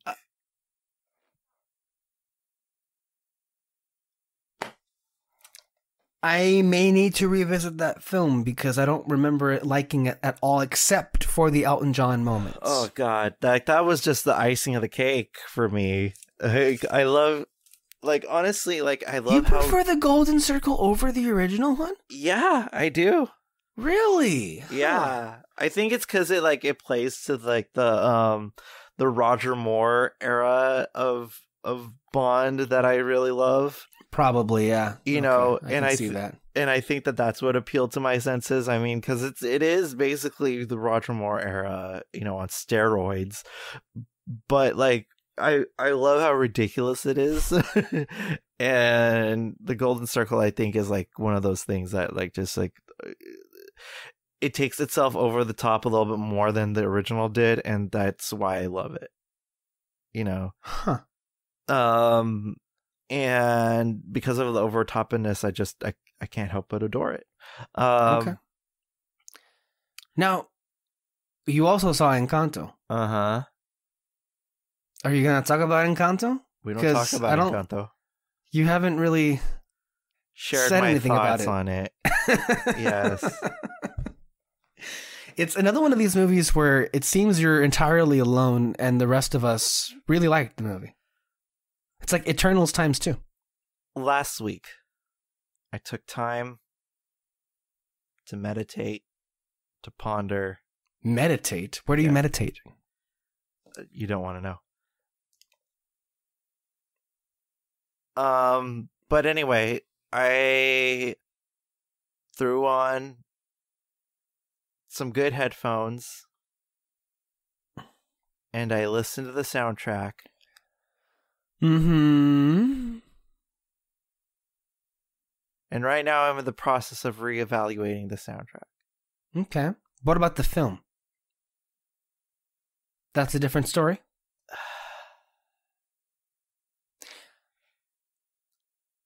So to be clear for the audience that may not be aware of, you had massive issues with the central moment in the film. Yeah. If you've seen Encanto, there is a point of reconciliation between two family members after a classic case of generational trauma. Yeah. And I think and the thing is that I was hoping, because I saw the way that the movie was going and all that stuff, and I thought that they were going to have the balls and say, you know what? Family sometimes just ain't it for your happiness, and your own self-worth. You don't need to be defined by your family, and that's the route that they took at the end eventually.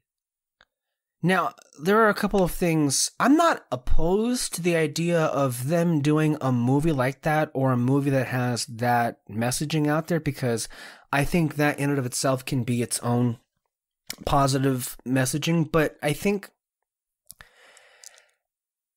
doing it with this movie and this family would be very unbelievable, because Hispanic families, more so than a lot of other you see, that might be my thing. I can't see looking in, because I am not Hispanic, despite my, besides my stepfather being being Hispanic, I just I'm not. That's not your experience. Yeah, that's not your experience. I'm not in it, And the thing is that talking about some shitty quirks that my family has done to me, in the past.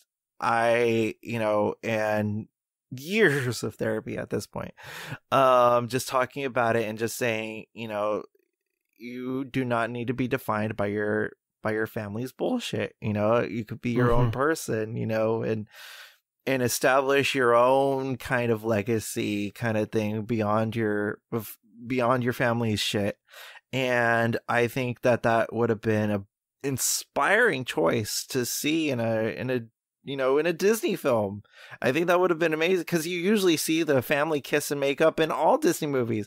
And I'm not just talking because it's Hispanic or anything like that. All Disney movies, you see them kiss and make up with their family. I would have loved that this movie would have been the black sheep of the herd, and do something different with that approach. But the fact that they went back and did the same predictable formula of that, I think really irked me in a horrible way. Clearly. And the fact that the one particular family member was super duper toxic, that I think that it really made it a little bit more troubling, just because of that notion. Because I have members of my family that are like that, like how that character is, and it's just it really irked me a way that it was just no, you don't, Maribel, you deserve more than this, and honestly, the family itself, yes, they are part of the generational trauma too, but they didn't help matters by making Maribel's environment pleasing or welcoming. Do you think it would have played better if they pulled back on the casual shit talking they did to Maribel in her face earlier in the film? Because the thing is that they were relentless about it, and it was funny.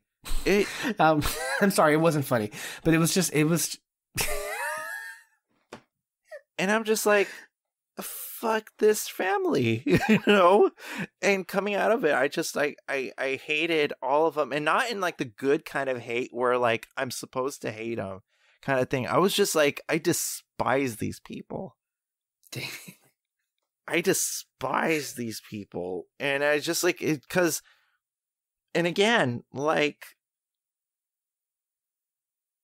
generational trauma, yes. But all of these family members had a chance to break the cycle of the generational trauma, but just overtly refused to.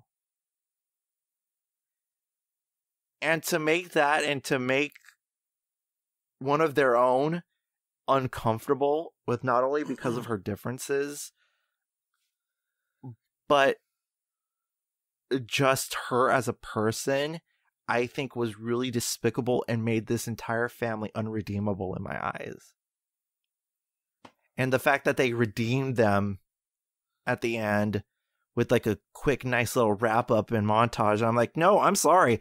I need a fucking Disney Plus series for them to, worth the material for them to repair the damage that they done to Maribel in the end of this thing. I don't want this quick bullshit wrap up bullshit. Like, oh shit, we have to wrap up this movie in 3 minutes. No, like, Maribel deserves a lot more than that. And I love Maribel. Maribel's a great character. And the dirty diligence that's been done to her in this movie just really, really pissed me off. I don't care what kind of background she has in it. There's no rhyme or reason for this character, somebody with so much love and compassion in her heart, to be treated like that by her family. I don't care what kind of fucking background you come from. That was not it. And I'm getting the sense that even though the grandmother apologized, you're saying no apology would have been good enough. It's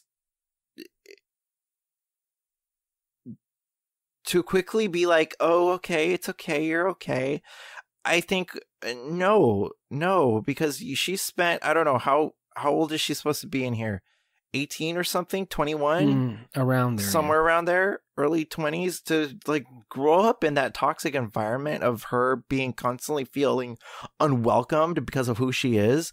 I think is really, really despicable in terms of what her family has done to her. And I don't think that if you're gonna show that that there was progress made, a Disney Plus series, I think, showing like them trying to make up to Maribel, I think would have been efficient. But the fact that it was a quick little montage of the whole thing of like, oh, the rebuilding of the spoilers for Encanto, but who gives a shit?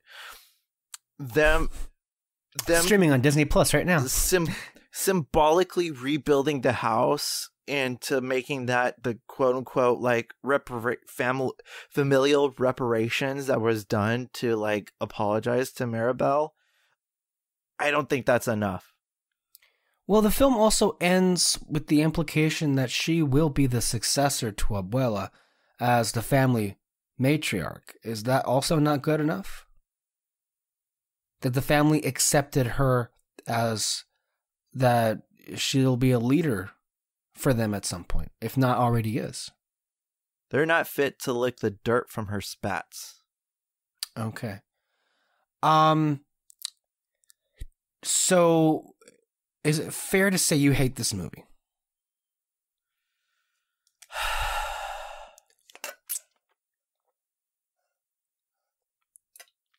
Because obviously it elicited a lot of anger.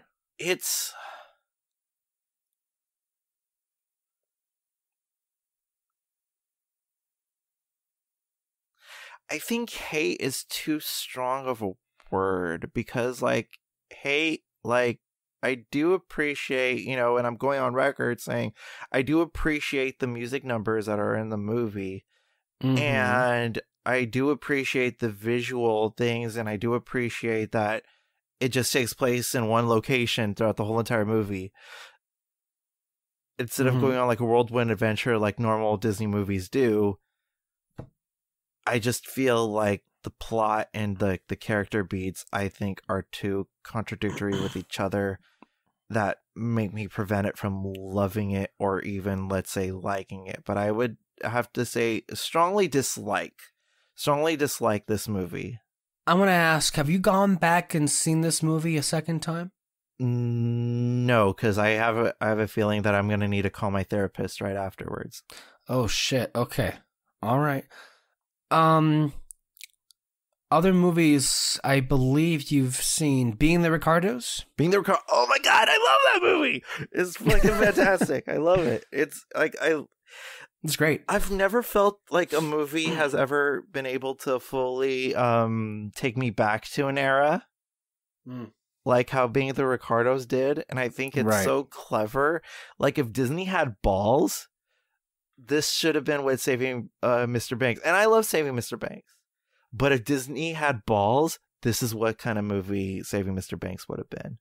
And I think Being the Ricardos, I think really made it so. Nicole Kidman, beautiful, amazing. I love her performance. And I was one of the biggest skepticals of seeing her as Lucille Ball, you know. And I think that she portrayed, you know, Lucille Ball like dirty, grimy and all that stuff. And I love that aspect, you know. And I think that that's how like somebody like Tom Hanks as, you know, Walt Disney should have played Walt Disney, because Walt Disney himself was a flawed, you know, character in that regard, in terms of him being dirty, grimy, and kind of almost sleazy, because Walt Disney was kind of sleazy, you know, him, the whole union dispute, you know, amongst him and his animators. That was a really, you know, shitty thing Walt did, you know, and seeing this whole thing and seeing, you know, oh, they didn't paint Desi Arnaz as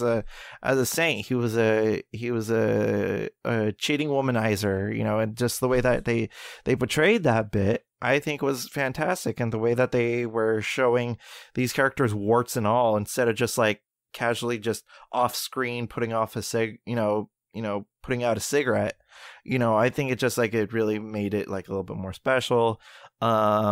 Just seeing like inner monologue in the format of the sitcom, I think was absolutely well done and perfect taste. The cast is fantastic. I love the cast. The cast were really well done. At first I was just like, Javier Bardem, okay, are you kidding me? But then at the end I was like, okay, Javier Bardem, I see you. I see what you're doing. Yeah, it was great. Absolutely. Yeah, even down to like the recreations of some scenes from the show, I think was, and also like the final shot was kind of like overwhelming of like it transitioning from the rafters and like the reality, and then pulling out, and you see, and that's how the audience felt at the end, just like when it pulls out and you know, the final shot of like them pulling into the rafters and seeing it transition into black and white and 4:3, you know. And I think that was a really nice thing, because like we finally got to see behind the scenes of I Love Lucy, you know, kind of thing. And I think that that's what really made it a little bit more, gave it a little bit more gravitas, you know, and gave it that symbolic oomph that I really love. Being the Ricardos. Absolutely great movie. I absolutely love it. Streaming now on Amazon Prime. Yeah. And I believe it also made the headlines for getting a lot of views during its initial release. So check that out. You also saw House of Gucci. I'm not that particularly ethical kind of but I am fair. Why would you do this to me? Yes, off the heels, Lady Gaga and Jared Leto both received Screen Actors Guild nominations for their performances in House of Gucci. Where do I fucking begin with this movie? It's a total fucking mess. Yeah, the tone. You can say that again. The tone. Holy shit! What even is that term anymore? Like that term does not exist after that movie came out. Like, the movie starts off like it's going to be a romantic drama, and then it ends up kind of becoming a quasi-contemporary gangster flick with, you know, Gaga trying to bump off all the other people, like Pacino. Pacino's also in the movie. Yeah. And then it kind of devolves into a comedic soap opera. Yeah. It's a really strange journey the movie takes. Thanks to Jared Leto.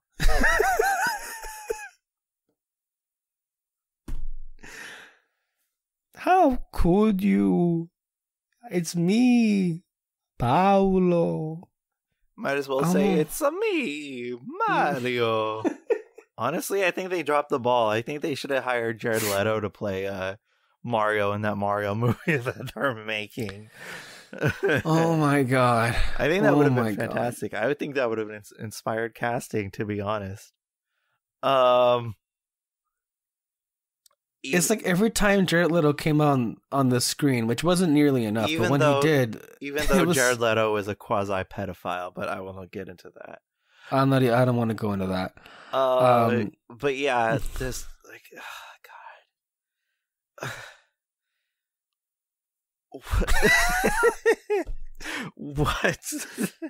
I don't even have the words. Lady Gaga was acting in one film. Yeah. Adam Driver was acting in a completely different film. As was Jared Leto. Jeremy Irons was acting in a different film.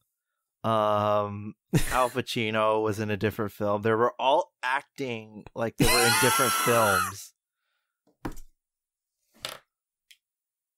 Honestly, it might be in my top 10 just from the entertainment quality of this film alone, because of how tonally and structurally messy this film is. It's just like this. It's like this bizarre game of chicken, except nobody wins at the end. And it's absolutely beautiful. First of all, that sex scene between Adam Driver and Lady Gaga, I did not know what to make of it. I wanted to laugh. I wanted to cry. I wanted to I wanted to stand up and applaud. Did you hear that Lady Gaga was pushing for a sex scene with her and Salma Hayek? Oh yeah. That would have been great. Oh my god. Yeah, but homophobes. It's House of Gucci. What are you expecting? The name fucking Gucci. No, it's my name too, sweetie. Oh my god. And the father, the son. Father, son, house, Gucci. Fantastic. Infinitely quotable, that movie is. Oh my god. All right, well, also West Side Story. Maria. Tonight. Oh my god. Tonight. Officer Kromke.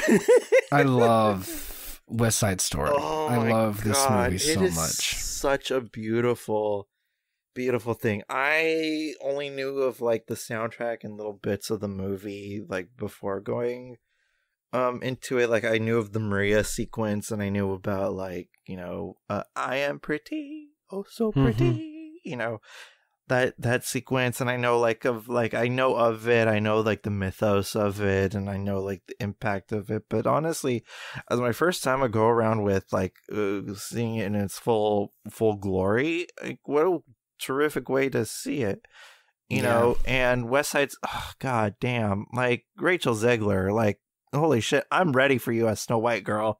Let's go. Yeah, I'm so happy to hear you're pushing for Rachel Zegler to get a Best Actress nomination, because she absolutely deserves it. She was phenomenal in the movie. She's great. Yeah, not just from a singing aspect, from an acting standpoint, she sells it.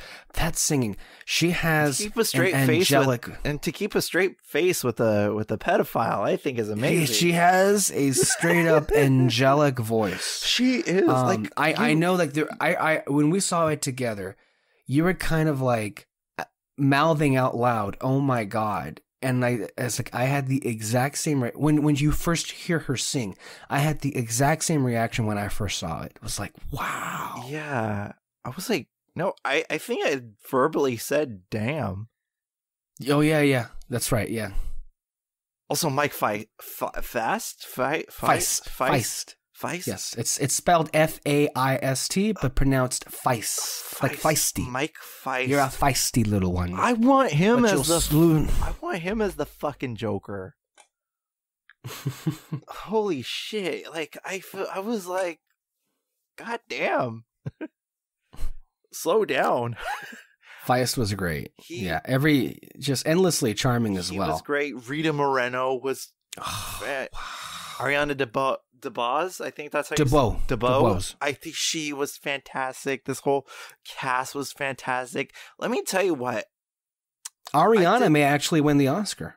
I didn't need to have any meal that day because I ate really well watching that movie. Thank you very much. It was absolutely. I think that this movie really made it. Yeah, like the more I think about it, the more I love it. You know what I like? It's one of those. I love this movie. Yeah, I love this movie so much. I saw it 4 times. I've also seen the original movie, and while it is a timeless classic, I'm just gonna say, even from my first viewing of the new one with Spielberg, I think his is the definitive version of it. Like it is just a much better made film in every regard. Not just with like the expanded storylines, the actors are better, the singing is better. Let's be real about that. Also, camera, person, woman, TV. No, sorry, that's Trump's thing. Steven knows how to move a camera like nobody else. And boy, the dance numbers, the choreography, like it blows everything else like it out of the water. There's just no comparison. I remember turning to you when we were watching it, and I was like, "They don't make them like they used to." They don't. I think it was the America number. Yeah, America, go America. Yeah, and it stayed with me. The music has stayed with me. It's just a lot of great songs in there. All of the songs. G. Officer Krupke, that sequence was hilarious. Yeah, I think it, like, honestly, like, I felt like I was watching a play. Oh, like yeah. a musical, on the stage, And I think it's great to transition from, like, stage to screen, and that's what I envision when somebody says stage to screen. Like, this is what I envision when somebody says that. Like, it reminds me of why I love the movie Annie so much. The one from '84, specifically the one from '84, the one that because I grew up with that, and just like that classic feeling of like Broadway, exuberancy, right? And I think that's what really made it like special to me, and just like having that Spielbergian touch to it, I think was a good little bit, Brilliant cast, brilliant music. I think that this movie is like, and if it doesn't make my, my top 10, just shoot me now. I just wanted to hit streaming already so I can see it again. I'm just like counting the days, and I don't know where it's gonna go first, like Hulu or HBO Max. Yeah. Or maybe even Disney Plus, because like some of the Fox films are going in different directions. Like The Last Duel, which is a Fox movie, just went on HBO Max. But Free Guy, Disney has bestowed Free Guy Disney Plus worthy, and it's going to be going on Disney Plus in I think the 1st of February. So Jodie Comer is in 2 directions. That's right. Yeah, no, man, West Side Story was such a great fucking movie. By the way, Jodie Comer as the next James Bond. Let's go. Yes. Let me think. Any other movies? Oh, by the way, what a time to be freaking. I mean, rest in peace, Stephen Sondheim. I mean, what a time to be, with Tick Tick Boom being a freaking like tribute. Did you see that? Yes, I did. You saw Tick Tick? Oh my God. Yes, I did. Holy shit. Let me tell you something. I've had the song Therapy stuck in my head for the last like 2 weeks already. You need to know that film was kind of a traumatic experience. Oh God. Just from the opening number, the song 3090, which is literally the dread of turning 30 years old. I felt every bit of that, not because it'll be coming up in a couple of years. And I just wanted to like crawl into bed and pull the covers over and just like not get out of it. It's a fun song, but the existential dread of him like turning 30 throughout the whole film. I don't know. It's sad that we find it relatable, but I just found it so relatable. And just like the thing is that like the whole theme of the movie is like did you peak? Yeah. Did you peak? And that being like the thesis statement of the whole thing. Like, because like the thing is that like this is like very much because I looked into like Jonathan Larson's like career and all that stuff, and just like him being like late in the game in terms of like Broadway, and then like right when Tick Tick Boom was gonna come out, like not when Tick Tick Boom, Rent was gonna come out, with the other production that he worked on, when that was gonna come out, like he was just done with this first draft, and then he died. You know, at a very young age, and just like you realize that time is short, you know, and all that stuff, and throughout the whole entire movie, him trying to get like his workshop done and all that stuff. Alexandra Shipp, I think she did fantastically in this movie. Oh yeah, Vanessa Hudgens. Low key. She's great. Yeah, she's I forgot how good her voice is. Like, god damn, she sounds amazing. Yeah. But God, Andrew Garfield, though. Andrew Garfield. If there's somebody who I'm rooting for to win Best Actor, it's Andrew Garfield for this movie. And then I want to see Tammy Faye. Oh yeah, with Jessica Chastain and Andrew Garfield. Have you seen that? Not yet. I want to. It's on Amazon Prime, I believe. No, HBO Max. I thought it was okay, whichever one it is. But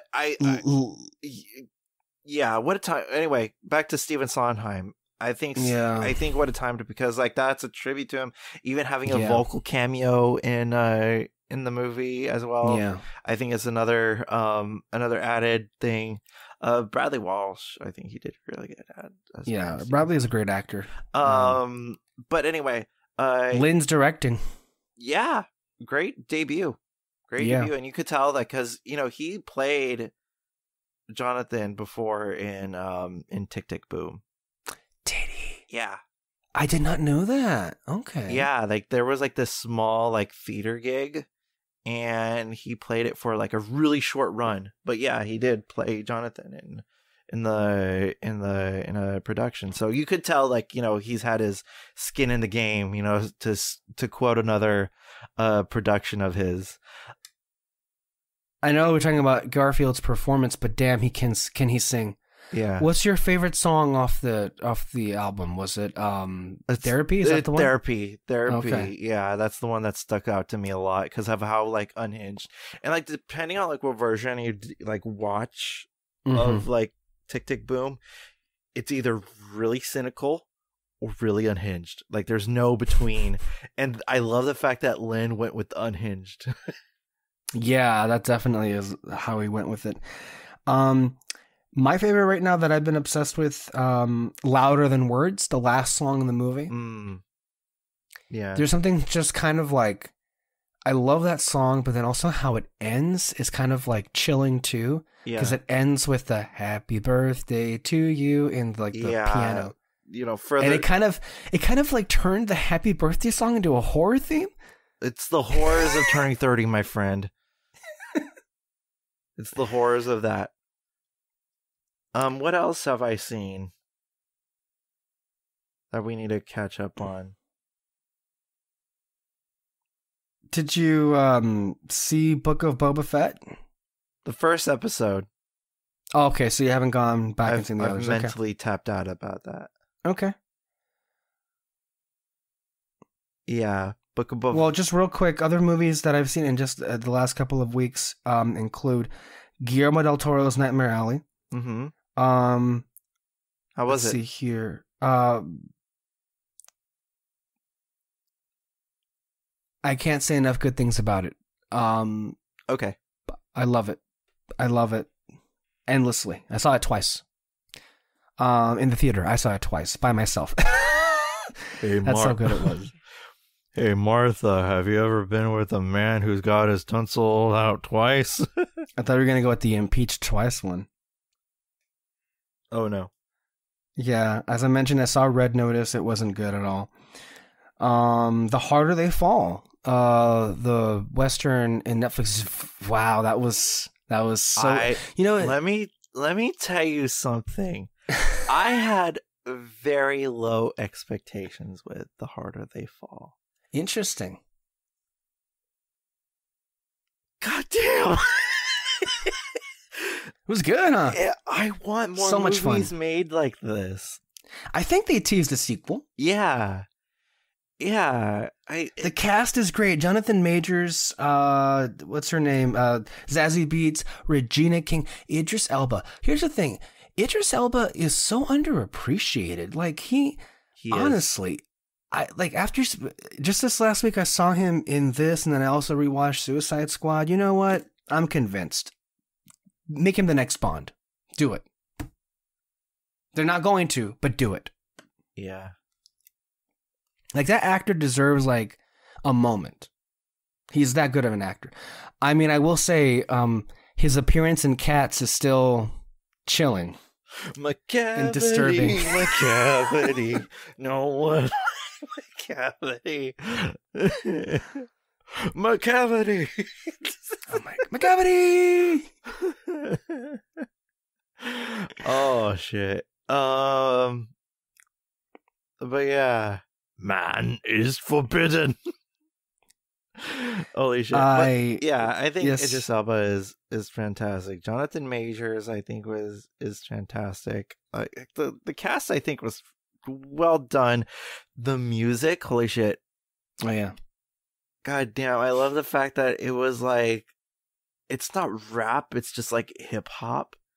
Yeah. Hip hop and reggae set the tone to like this, like, because like the thing is that I could see where the vision of like the person who directed this went. They are like these like outlaws were the original gangsters. Right. Absolutely, yeah. And I love that the way that he painted it, that these characters are, and the fact that they're real too, like really stapled the fact that these were the OG gangsters, you know. And I felt like that when watching the movie. I also saw Ridley Scott's The Last Duel. Fucking great movie. I would definitely that's a must watch, at least from my perspective. Okay. The Lost Daughter. This is Maggie Gyllenhaal's debut. She's an actor, but this is her first directorial debut. Olivia Colman is the main character in this movie, and she's phenomenal in it. Olivia Colman is great in everything and anything she does. It's more of an artsy movie, and that's why it got such a low audience rating on Rotten Tomatoes. Because it kind of like it messes with you a little bit, intentionally so, to kind of like. Oh, so like Olivia Colman's previous work. Sure. Yeah. What else? Belfast by Kenneth Branagh, which is it's charming. It's overtly charming and very good. It did come across like Roma light to me, and I loved Roma. What else? Ooh, Pig with Nicolas Cage. This one is a must watch. I would definitely put that on the must watch. Nightmare Alley, Last Duel, and Pig, definitely must watch films. Okay. What else? I saw Coda. That was very good. I hear good things about that. It's very good, definitely. It's about this family that are all deaf except for Emilia Jones, who is the daughter. But then she has a passion for singing, but then the family can't really appreciate that because they can't hear. So, Coda is very good. Hence the term coda. Mm-hmm. Because coda is a musical marking. Right. And that's it. That's about it for me. And as far as like what we're covering the next couple of weeks, well, we'll see. Peter and I are looking to do reviews for The Harder They Fall and The Power of the Dog official reviews for both of those are Westerns. And then Pig and The Lost Daughter. And then we'll see where we go from that point. But we want to thank you so much for staying with us. By the way, a message to both Peter and Alexis Moreno. Whenever you guys get around to it, I want to do a review for Peter specifically. I want to do a review on What We Do in the Shadows, the TV show. And when I'm done with the series, Moreno, I want to talk about Gilmore Girls with you. Well, I'm sure she will reach out when the moment arrives. But thank you all for listening. Keep it here under our spotlight for more content in the world of movies. And thank you, Kyle, for being here. We will see you back next time. Bye-bye.